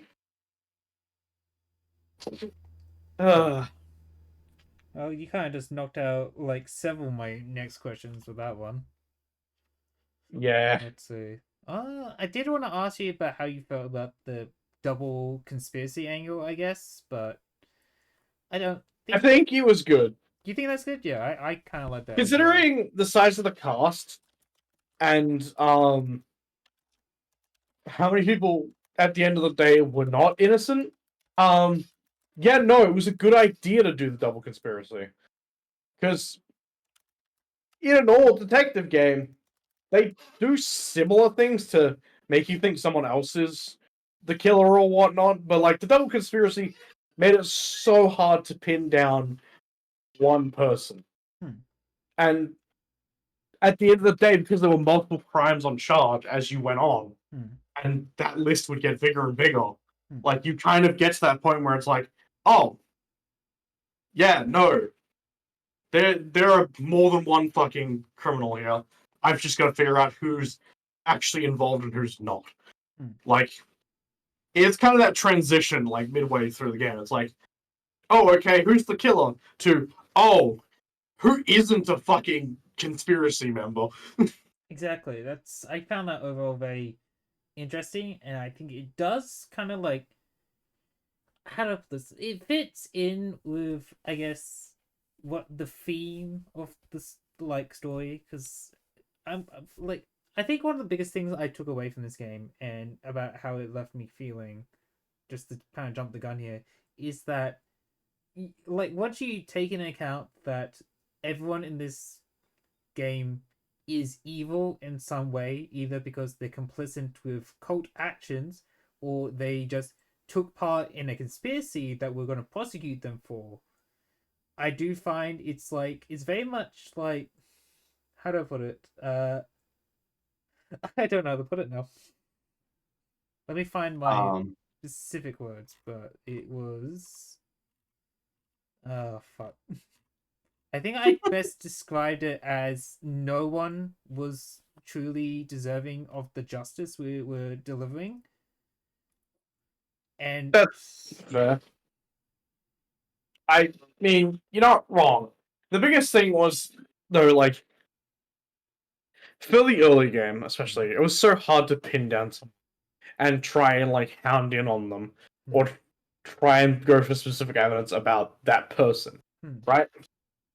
Which, I mean, I suppose we'll talk about gameplay properly later, but I think would have probably benefited their style of gameplay more, but be harder to fit in favor of the harder to figure out who's doing what. hmm, I see the thing with this story, right, is that yes, it made it harder to figure out who was the fucking killer.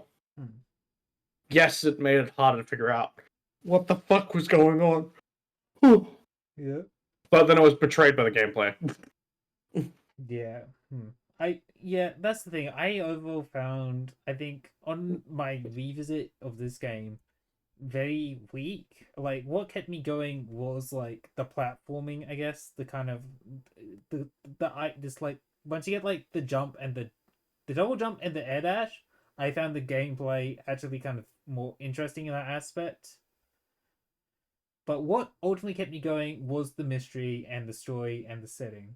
Like the gameplay ultimately wasn't that much of a big factor in my enjoyment. And That's I'm presuming you're the same. yeah. Again, the story was good, and I did enjoy it. I did enjoy meeting the characters and learning all about their little things. Hmm. But like, the gameplay does let this down. And interestingly enough, I want to say that it wasn't that the gameplay was bad necessarily, Hmm. but that it would have been better designed for a one-person killer rather Hmm. than a double conspiracy. Hmm. Um, because the whole point of the fact that you can do the trials early and stuff like that Yeah. is for you to be convinced that they are the bad guy. Hmm. Someone is a bad guy, and then take them to trial. Whereas this double conspiracy angle just makes you kind of question who the fuck isn't innocent, who isn't guilty. Hmm.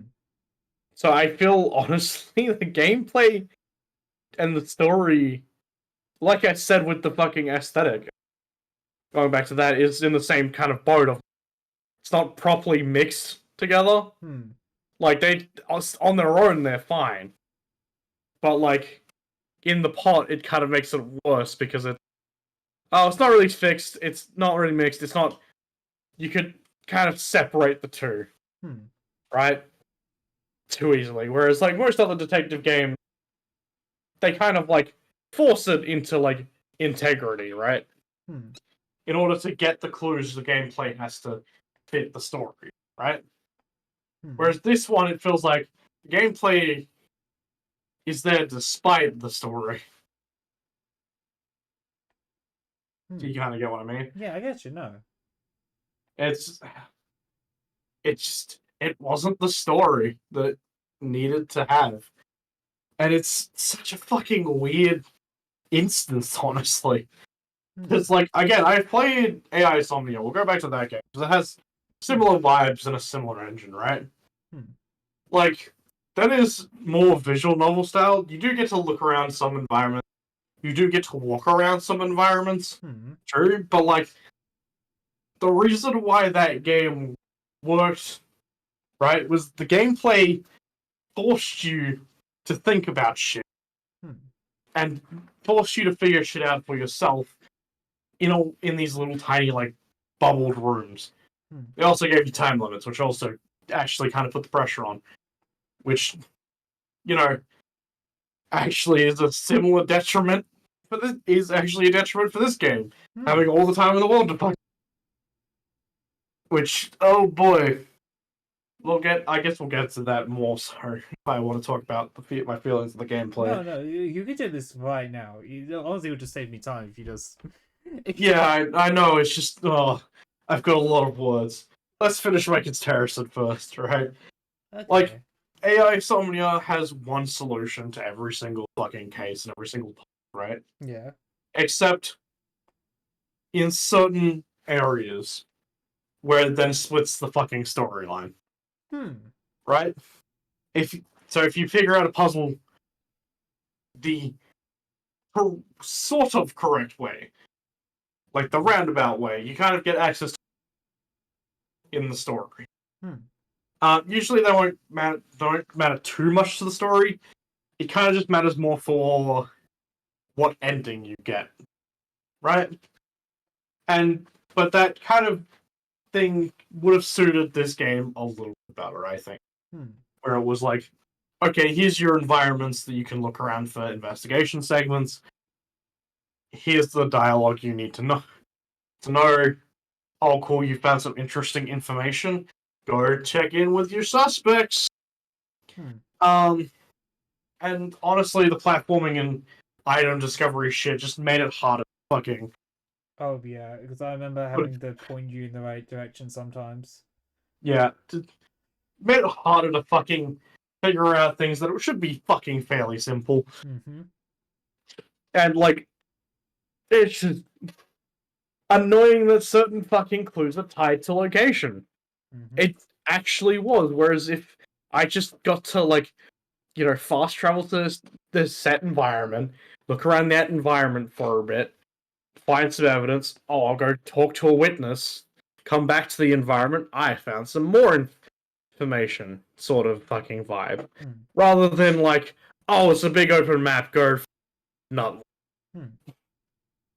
Whereas if, say, you're doing like a murder mystery stuff in a similar thing, like you could have had an entire fucking train line map where it's just one big fucking train, Hmm. right? And it's fucking massive on the inside, right?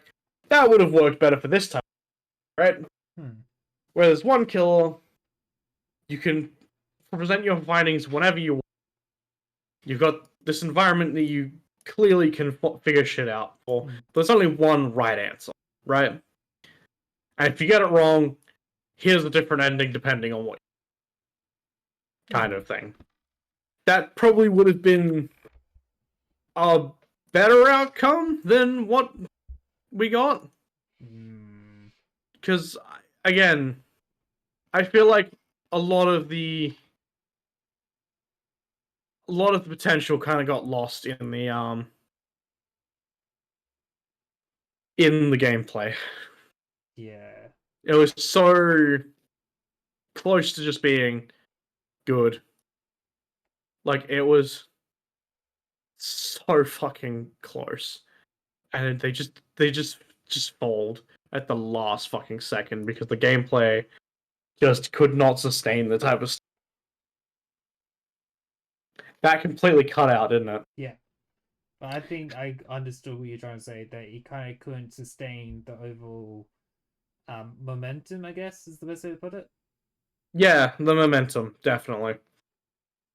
It just it kind of felt like it just hit a brick wall several times, like purely because the gameplay is what it was. There are times, yeah, like I said, there are times where I had to get help because I was like, I haven't been to this location. How the fuck do you get to this location? Yeah. And that's another thing I want to talk about gameplay. Fucking signs. I just needed like a fucking street sign for half of the shit that I missed or didn't understood. Right? Fucking street signs. And then the fucking vending machines, which fucking pissed me off. Right? Yeah. Forced me to use one! Game, you have the power to do that! I was like, oh, I need to spend blood crystals on fucking drinks? Fuck that! Yeah, and then you find out that it's necessary to get one of the upgrades for Starlight. And it's like, are you fucking for real? And then that's why I couldn't figure it out, because the thing is, you don't get the dialogue to figure it out until you buy your first fucking drink, right? Yeah. The game could have forced me to do that at the start. There was actually a good spot to do that. Right at the beginning. Yeah. They don't. And it pissed me off so hard. God, now you're making me like regret because like I have like the entire script done. I have like all my audio recorded and all that sorted out, and I was actually very easygoing on the gameplay. I was very forgiving, but now you're just sitting there, just going through it. I'm like, wow, I agree with everything here. Why didn't I say this myself? I mean, it's fine, because again, your script was how you felt before you kind of like had that real talk. And the thing is that like at the end of the day, this is how I felt because again, the gameplay would have been fine if they had a single killer and a lot of clues everywhere. I mean, to be fair with you, the map is fucking huge for no fucking reason. That is true. Yeah, There are as so much as many I love the world, it is way too big for his own good. Oh, absolutely. Not just that though. There are so many places when you don't have the upgrades, you can get stuck immediately. And I'm like, are you fucking for real? I'm so glad that there is a respawn soft lock. Yeah. And it's another thing was going to the fucking the detention center fucking area. Holy shit! Yeah, that My is god, so that fucking long. shit is so long for no reason. It's like the one location I spent the most to get to because I just did not want to walk. Yeah, holy shit. Like it Oh, like I understand where they were trying to do with like the scale of placing and like where things belong. Like the reason why the detention island was so far away intentionally was because well, if the demon got out, they need to buy themselves enough time to defend themselves from the demon. I guess is the best way to put it. uh, But you're yeah, right. no, oh yeah, But it's just again, it's just if they had set environments, they could have like done a whole like cutscene of us walking to the island Mm-hmm. and like seeing how creepy it is firsthand through like camera movement and whatnot. Mm-hmm. But the fact that we had to just fucking do it ourselves, just man, it's so much fucking worse. Mm-hmm. This game again. No, I'm gonna be honest and say how I truly feel about this game. Mm-hmm. I did not hate it. Oh, cool. As much as like I have so many problems with this game, I do not hate it. Like I enjoyed it thoroughly. Could I recommend this to someone else? Probably not, unless they're fucking not like Hmm. it's just so fucking hard. Like I have played games like so many mystery games in my lifetime. Hmm. I'm not the biggest buff, Hmm. but I do enjoy a good mystery effort. Hmm. I've played some of the fucking hardest point and click mysteries out there, Hmm. and they've been so much fun. Despite how fucking grueling and frustrating they can be. Hmm. But this experience is like grueling and frustrating for the wrong reason. Hmm. The other one actually just difficult, right? Yeah. This is bloated for no reason. Frustrating. Hmm. It's like I just wanted to experience the locales, like in the like artist vision, Hmm. like, and that's another thing that kind of made me upset about the way the gameplay is because they use 3D models for the gameplay, Hmm. and honestly, I wanted to see that shit artist renditions. I didn't want to see it as 3D models. Like, there are so many cool little fucking sites and whatnot. They could have been so much better if they just fucking like had it like all done like visual synthwave, no 3D models, Hmm. and it would have looked fucking awesome. Hmm. But they didn't. So I'm just sitting here like, well, cool. I'm done with this. Do I want to replay this? Probably fucking not. Hmm. Interesting. Uh, Yeah. Okay. What do you? again, Yeah. I Sorry. I didn't hate the game, but Hmm. it left me with so many questions and so many regrets. Hmm. Well, that kind of just kicks my last question in the ass before I even got you to I guess the main of my questions. It's just like very kind of simple questions, I guess. So I guess the first one I want to bring up is because in the post trials, you're given to the option when you go talk to any remaining suspects. You have the option to either exile or execute them. Yes. And I was wondering, when you were given that option, did you utilize those options? No. Interesting. Like you didn't even use it on Henry? No, not even. I I honestly I kind of thought about it for a second and I was like I because it kind of gives you again before the trial. Yeah. So before you even like begin the trial, you get to choose to exile or execute. Hmm. And honestly, going through that, I wasn't 100% sure of how I wanted things to be presented and whatnot. So for me, it was kind of like well, I don't know whether I should or not. Hmm. So I just went through the trials without doing it.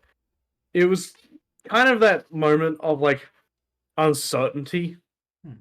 Like, sure, I was confident in who did what and whatnot, and it was like the uncertainty of like, well, I don't know the laws and rules, Hmm. and that's the one of the biggest fucking things Hmm. that kind of kicked me in the butt at the end. Was kind of like, okay, what are your rules and laws? You're a fucking cult. It's not like I'm going off common law here, Mm-hmm. which again kind of threw me for a loop at the end there. Like, I was certain of who did what. That's not wasn't a problem. It's just what are these fucking rules I am meant to? I don't know any of them outside of the ones characters talk about, Hmm. and most of the shit time they don't have examples of punishments or even being told about them. And it's kind of like, well, what the fuck am I meant to do here? I have an option here, but what does that mean in the grand scheme of things? Hmm. Hmm. But it's kind of like I I don't know, man. Hmm. It's just fucking it existed. That was it. Hmm. You know what I mean? Like, cool, I had the option, but what does that mean? Okay. You want to hear what I did when I was given that option? Sure. I shot all three remaining suspects. Like I shot Doomjazz, Henry, and Crimson Acid.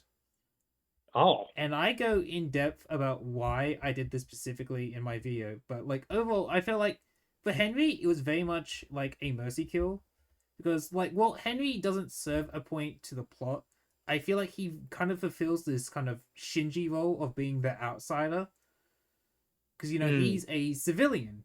He's ultimately like the I guess people who are forced to become indoctrinated with the cult or work as slaves for the cult.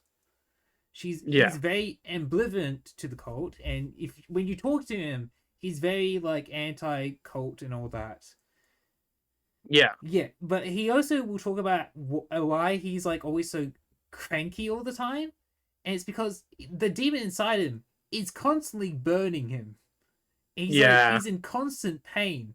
So when I shot him, it wasn't because he was evil. It's because I genuinely felt bad for him. Because the only options you have left there is either he dies on the island alone, or you can just put him out of his misery now. So I did it as a mercy kill. That's why I shot him. And while Lady Loveday will say, "Well, I can't let demons live," my personal choice when doing that was just because I felt genuinely bad for Henry. Mm. Because And he literally was just made to suffer at that point. yeah, because for me, he was what I consider the only genuine innocent person in the entire cast. Because I think like everyone else is genuinely evil, just on different levels. Especially LD, and we can talk about LD later. Yeah. But yeah, and then I also end up shooting Doom Jazz because, like, when I was given the gun, I was like, okay, well, now I can execute my justice, not the justice the Syndicate wants, but what I would consider justice. And for me, Doom Jazz was like, well, he was breaking several Syndicate laws as well, but he was also kind of like you said, committing cohesion. Coercion. Coercion, yeah, like especially because he didn't fix his surveillance system when he was supposed to, just because it made it easier for him to get away with all the minor crimes he was getting away with. Mm. So I kind of went, well, you're just kind of like a criminal who was like you're a criminal while not relevant to the conspiracy I was supposed to be chasing. I just can't choose to ignore the crimes you still committed. Fair.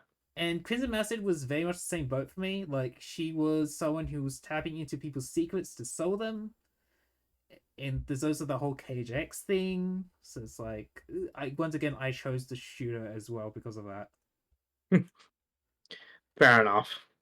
But and I guess this is gonna lead into my next question is um the thing is like knowing what the Syndicate does and about resurrecting these they're called gods, let's be real, they're just really high level demons. Yeah. And like knowing that the whole entire goal is effectively reviving these demons, and seeing that there's also even this entire Shinji conversation that reveals that the demons' goals is to turn Earth into a sea of blood.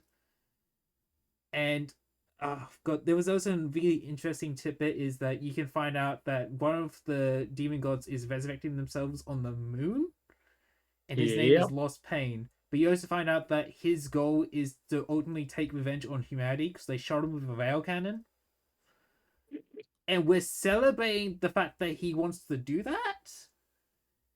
Like, Yeah, it's a bit iffy. yeah, that's where the thing is like knowing that does that change how you felt about the entire cast, but especially for LD because LD is shown to be completely like I want to say apprehensive, not apprehensive. She's very apathetic to it. Yeah, I mean, the thing with LD herself is that she is what I like to call like uh, she's an unreliable narrator. Hmm. At the end of the day, she clearly acts on the will of the syndicate and their laws, regardless of who they are prosecuting. And it kind of feels like LD is kind of like an instigator Hmm. in a lot of this. She is the reason why a lot of the characters in this story cannot be happy. Hmm. Hmm. She is a lot of the reasons why like things started to slide downhill for a lot of these characters, Hmm. right? Honestly, if LD never came to the island, Hmm. like Henry would be killed, being put out of his misery. Lydia and Sam could get away finally. Hmm. And then with Camilla's new council, which presumably would be made up of her, Aki, Yuri, and potentially Witness, Hmm. like, they could have absolutely set things on a better course. Hmm. So it's kind of this weird, like, bittersweet tragedy at the end of it, because in the end of the day, the unreliable narrator won. Yeah. Right? We as the player don't really win because we're never satisfied with the results. And it's that weird dynamic between the player and LD that I find the most interesting at the end of my journey, because it's like, I don't agree with anything this lady talks about. Like, she literally turned her friends into, like, like, she turned them into basically, like, demified, fucking, Victims. not victims, fucking, she vilified them. Yeah.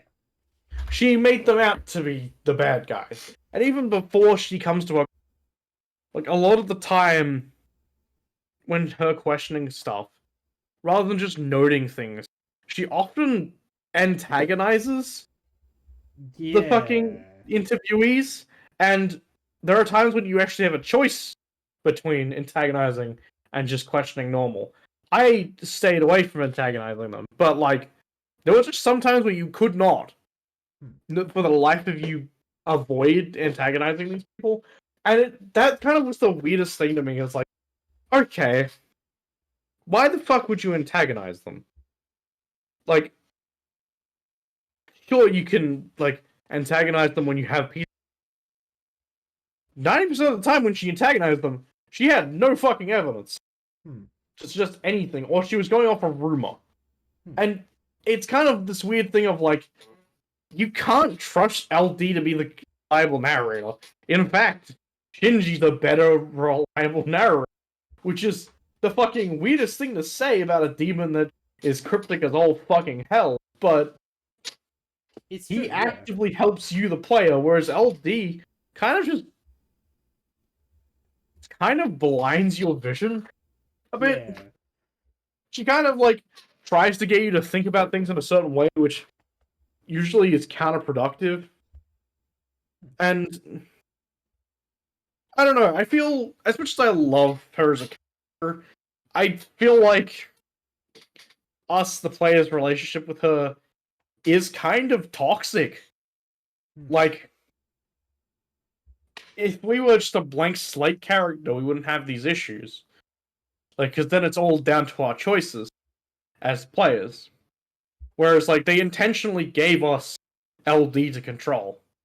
Intentionally had us listen to her and her speculations, her mystery. And it's kind of toxic, yeah, because it's, like, very manipulative, right? Listening to the way she talks about these people. Most of which are just good people that, at the end of the day, needs to do something horrible to try and set things on. Because, again, Montserrat was already a fucking villain long before these people were. So and LD kind of cherishes Montserrat, which is also a very big flag that I noticed, weirdly, is that whenever Montserrat comes up in conversation, LD always says things like, "Oh, that's not how I remembered him," and shit like that. It's like very much like painting him out to be like, "Oh, no, I remember him as a good person." Yeah, it's very much signs of Indoctrination, but also just manipulation of us, the player, as well. You know, in that way, because we are forced to listen to what she thinks about the world, not just like a Montserrat perspective, right? It is lady love's perspective, regardless of whether she's an indoctrinated member or not. Yeah. And it's that whole manipulation that just kind of is, again, terrifying to think about. Yeah, that's why when I start talking about the game in the video that you'll probably watch before. Well, I'm talking to the audience here. No, the point is, like, when I was talking about the key themes in the game, I kind of broke it into like two halves. Because like the first half, I would say the key theme is deception, because we're kind of being deceived by everyone, especially I would say especially by LD. Because once she's in, you said our view is being filtered through LD's view, and we have to listen to her opinions, and her opinions can be kind of deceiving on how we interpret the story, right? Yep. But then once you go through the trials, you hear all the motivations, you had all the clues, and you're kind of just left to walk around in the consequences of your action. I would say the key theme there is emptiness, because you're kind of left empty about how you're left feeling, because that's how you left feeling, I guess, is the best way to Yeah. put it. Because it doesn't feel satisfying. Yeah, And it feels like you just wiped out a fucking organization. exactly. And, like, even with the people that do eventually move to the next island, if you spare them, like, it's implied there's, like, maybe 3 other people back there? Yeah. So it's kind of like, well, fuck. What? You've kind of just fucking killed this entire place. Yeah. Because they're like, oh, get ready for Perfect 13. Those signs are fucking everywhere. Perfect 25. For 25, yeah. And it's like, is it though? Yeah, that's the thing, yeah. It feels like... It isn't. Like, everything Like- points to it not being perfect at all. It's not just that though, like, but like, you kill off, like, professions that are very much needed for the society that currently is to thrive. You killed off The architect. You've killed off the architect. You've killed off the ferry woman. Yeah. You've killed off the fucking bartender. You've killed off the head of security. You've killed off as you said, the architect. Yeah. You've killed off the person who washes over the ends of the island. Yeah. There's no leadership. It's all gone. Judge is probably the only person that can lead the fucking cult now. And as we saw in the gameplay, he does whatever fucking LD says. Yeah. There's nothing. Yeah. They're walking into basically what is hell. Yeah. Also, the ending though. Something else at the ending. The fucking conversation thing. Mm-hmm. At the kind.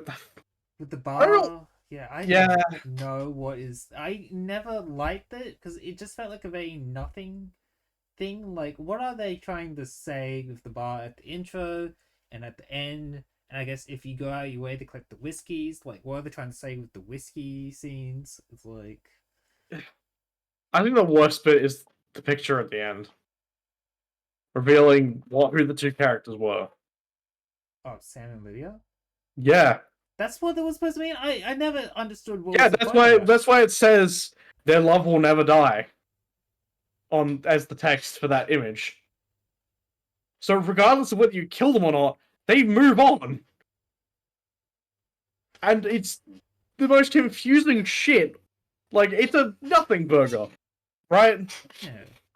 Like, I know the whiskey scenes are supposed to be like thought-provoking, but like, when you kill off them in the trial, it's kind of like, well, fuck, okay. What? What? Oh. It's just a nothing burger.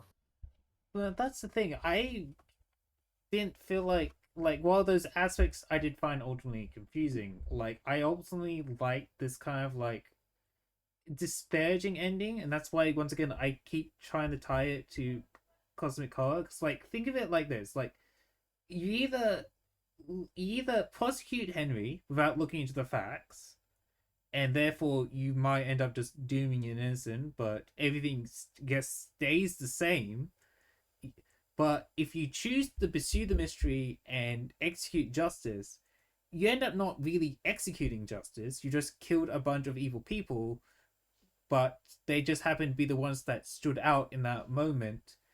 And Hmm. now you not only left like this entire society to possibly collapse in on itself now, but you're still surrounded by evil. So you Oh, never absolutely. really executed justice. You only executed a gross, twisted version of it. Yeah. Again, it's just a fucking nothing burger at the end of the day.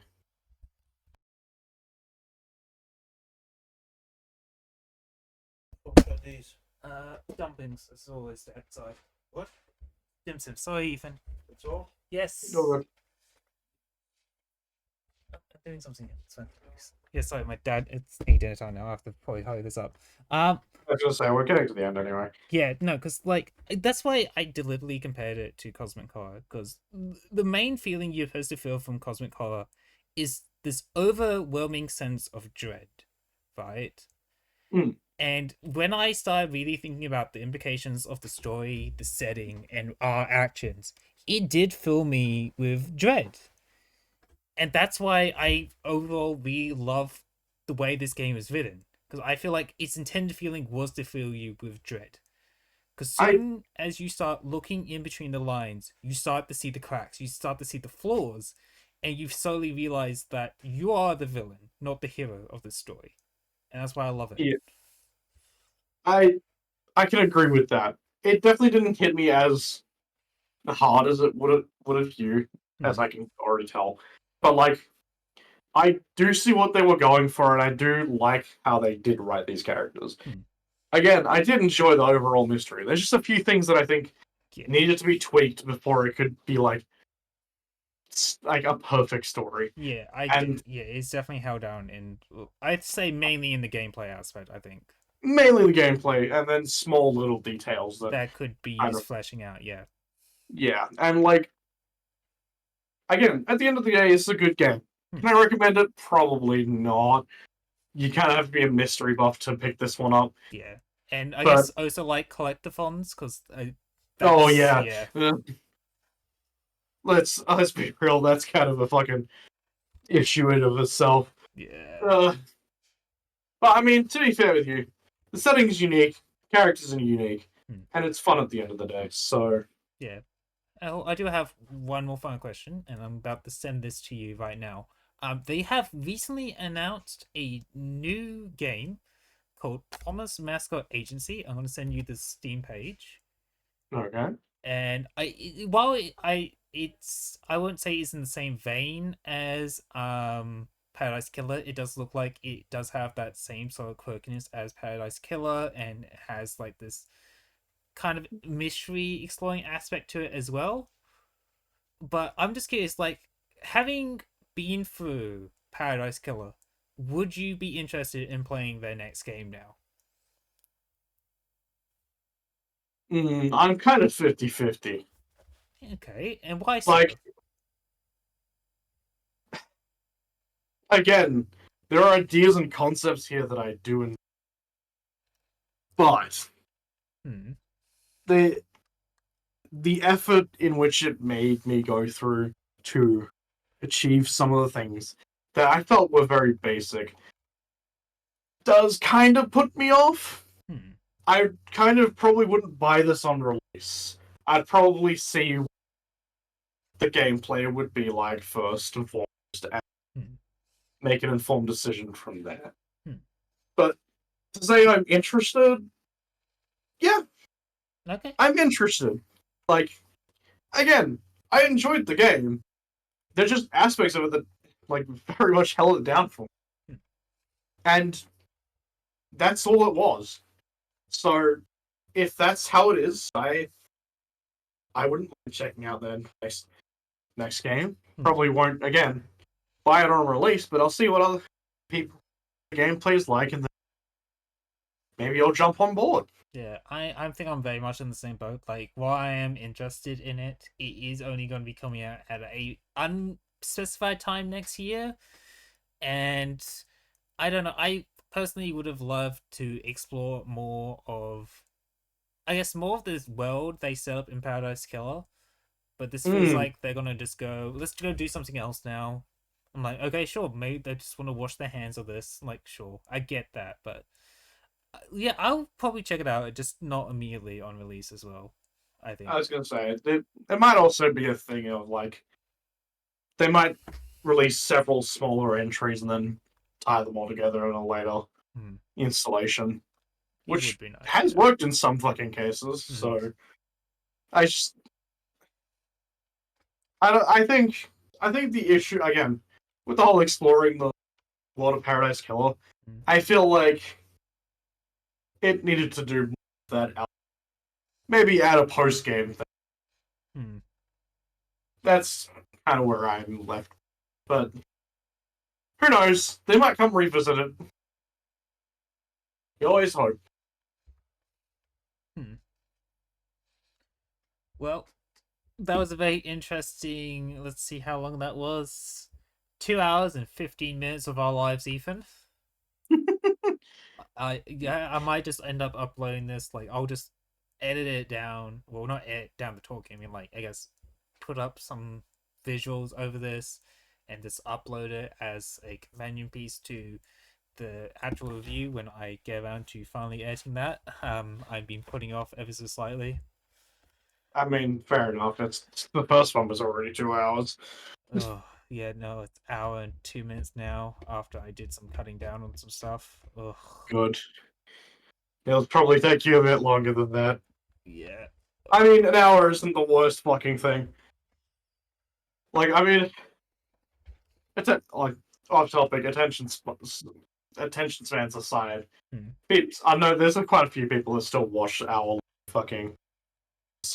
Oh, yeah, but will it be my audience? No, I don't think so. Because if you look at my audience, it's mainly I don't know how to describe what my audience is into. Definitely not into long form, that's for sure. Yeah, they don't. My long form videos never do that well. Surprisingly, I mean, surprisingly, no, that makes complete sense.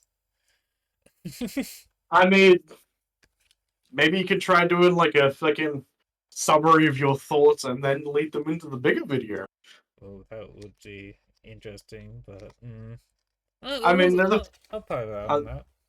and so there's a few things that I've done recently. Like I read like a character fucking review of the main character of a video game, and then watched 2 1 hour fucking like overviews of the story back to back.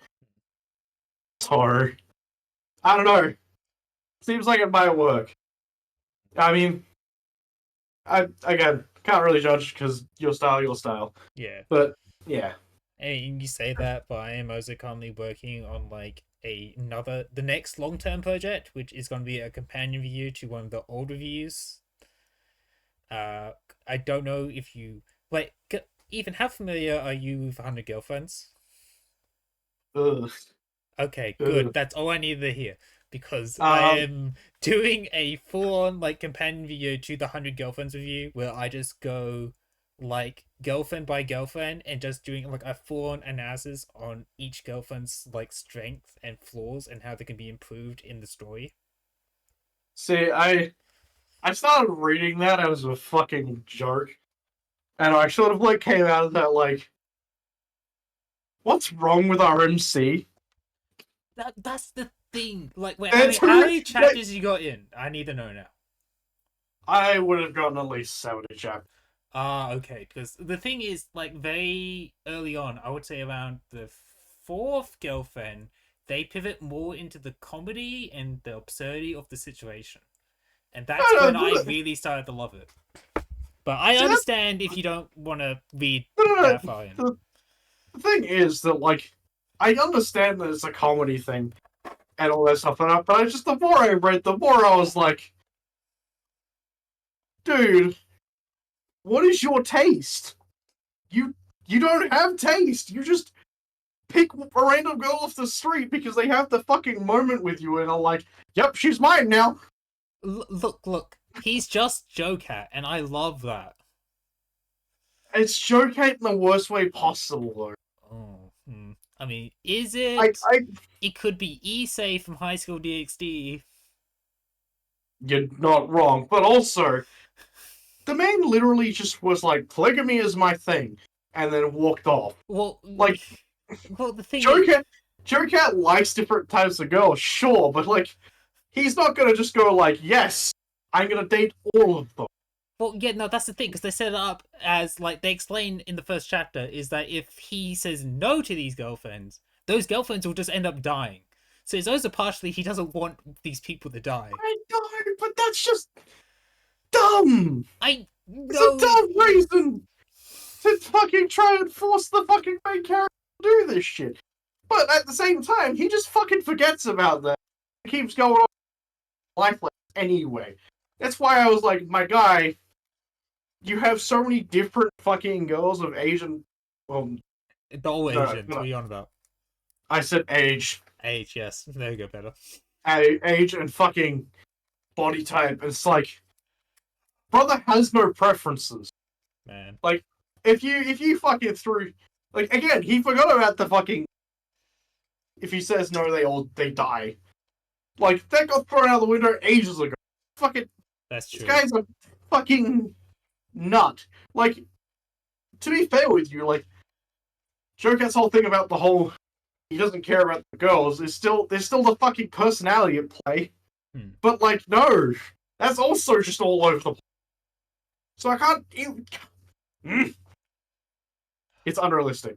It fucking pisses me off. That's the thing. Like I stopped caring about the realism and I started caring about the characters. Like It's not like realism. It's about relatability, right?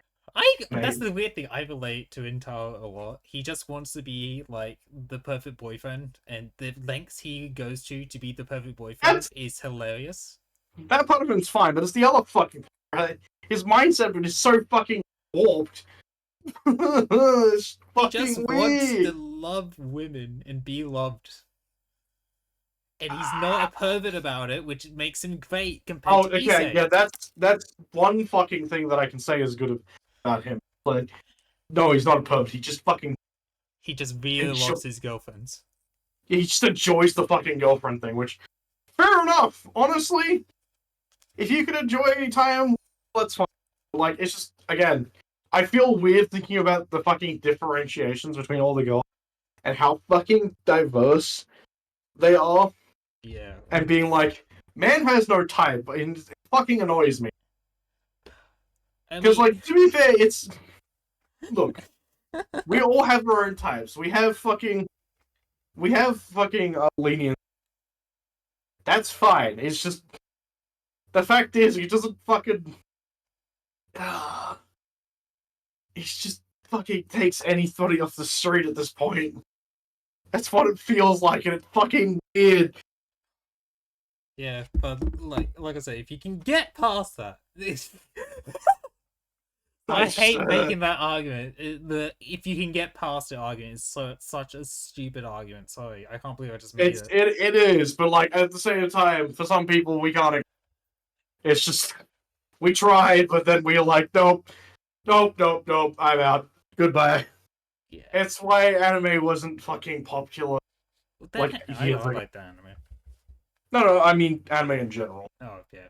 It's the same fucking argument of like, cool, yeah. I like Dragon Ball Z, but then I go over to this high school DxD thing, and I'm like, nope.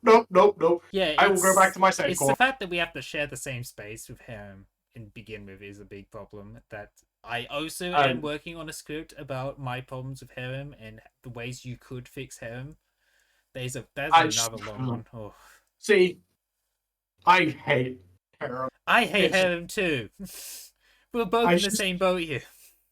I just, like, I understand where it comes from. It's the whole fucking male power fantasy. Get it, but like it annoys the shit out of me because it's like, bro, just fucking date one of them, you piece of shit. And some of the fucking do just end up pulling that card at the very end. But like some of the shenanigans, they just fucking pick a girl. Fucking, I've watched fucking Infinite Stratosphere. I could fucking go on about the fact that that MC is a fucking dumb piece of shit who just needed to literally turn around and be like, I like this person, fuck all, and you would have been fine. But no, because he's the only male in this one scenario, he's torn off to by fucking every. All he had to say was, stop, I like this person, I'm not interested. Man. Fucking fuck off. Man. And then they fucking engineer ridiculous fucking circumstances, harems as well. Yeah. I Anyway. mean, with it's just I'm done. Yeah. I mean, I I'm guess done. going back to my original tangent I was going to go on about, I'm pretty much making a very long form video just for me specifically, just because I can, and I look forward to getting that out because I'm very passionate about that video because I get this talk about stereotypes and how stereotypes are used, if you get what I'm saying. Yeah. And I I thought that mean, would you be a also fun got to video. acknowledge that they can be both a positive and a negative. I talk about the flaws of how they're utilized in the story as well. Like, oh, I should not give an example. We'll be here for 20 years. Oh yeah, we'll keep going because we're Anyway, but I guess now to properly go back on the topic. Thanks for coming in, Ethan. Thank you. yeah, no problem. Thank you for your tangents and I guess helping me also see more perspectives I couldn't see outside my own, which is the main reason why I wanted to do this. I also Yeah, hope you will. I'm also hoping your perspective is also going to be something I that my audience will understand as well, because I very much like presenting different perspectives on topics and very much encourage that. So thank you once again. you're welcome. I mean, I'm happy to do stuff like that. I have a lot of having come from film major university Yeah, background. I love to talk about media. I don't get to talk about it in an intellectual way, you know, with I don't get to do it very often yeah, because a lot of people just can't keep up with the conversation, yeah, and so I'm always happy to do things like this. yeah, yeah. Yeah. That's the main reason why I like doing my stuff as well. I like being able to sit down and explain why I like this and have someone who is watching the video go, yeah, I understand why you would like this as well.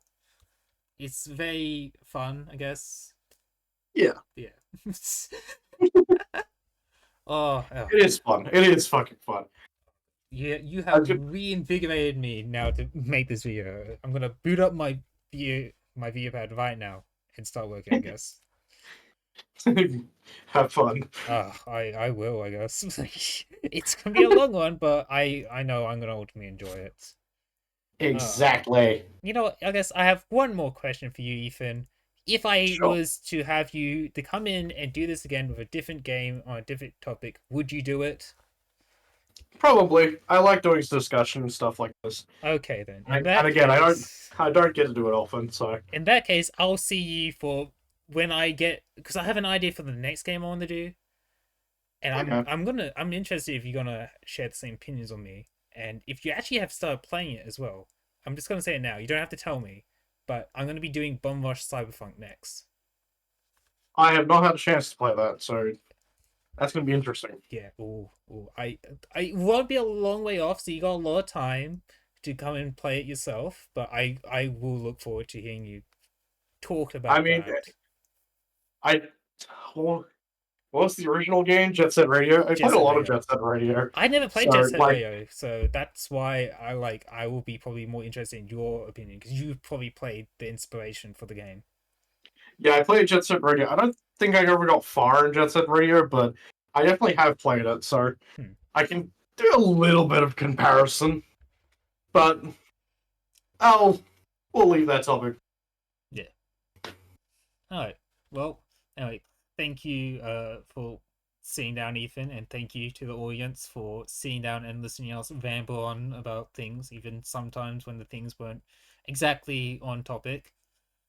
I mean, we did 2 hours of on topic and then And tangents then, at the end, yeah, I so think we we can did pretty afford to well. have a little bit of off topic. Yeah, there's gonna be a fucking outtakes fucking video, and it's just gonna be all the tangents. Go on. No, no, no, no. You know what? They can stay part of this video. Why not?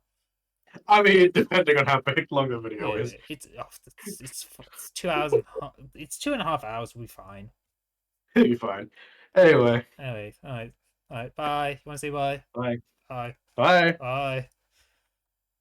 Bye.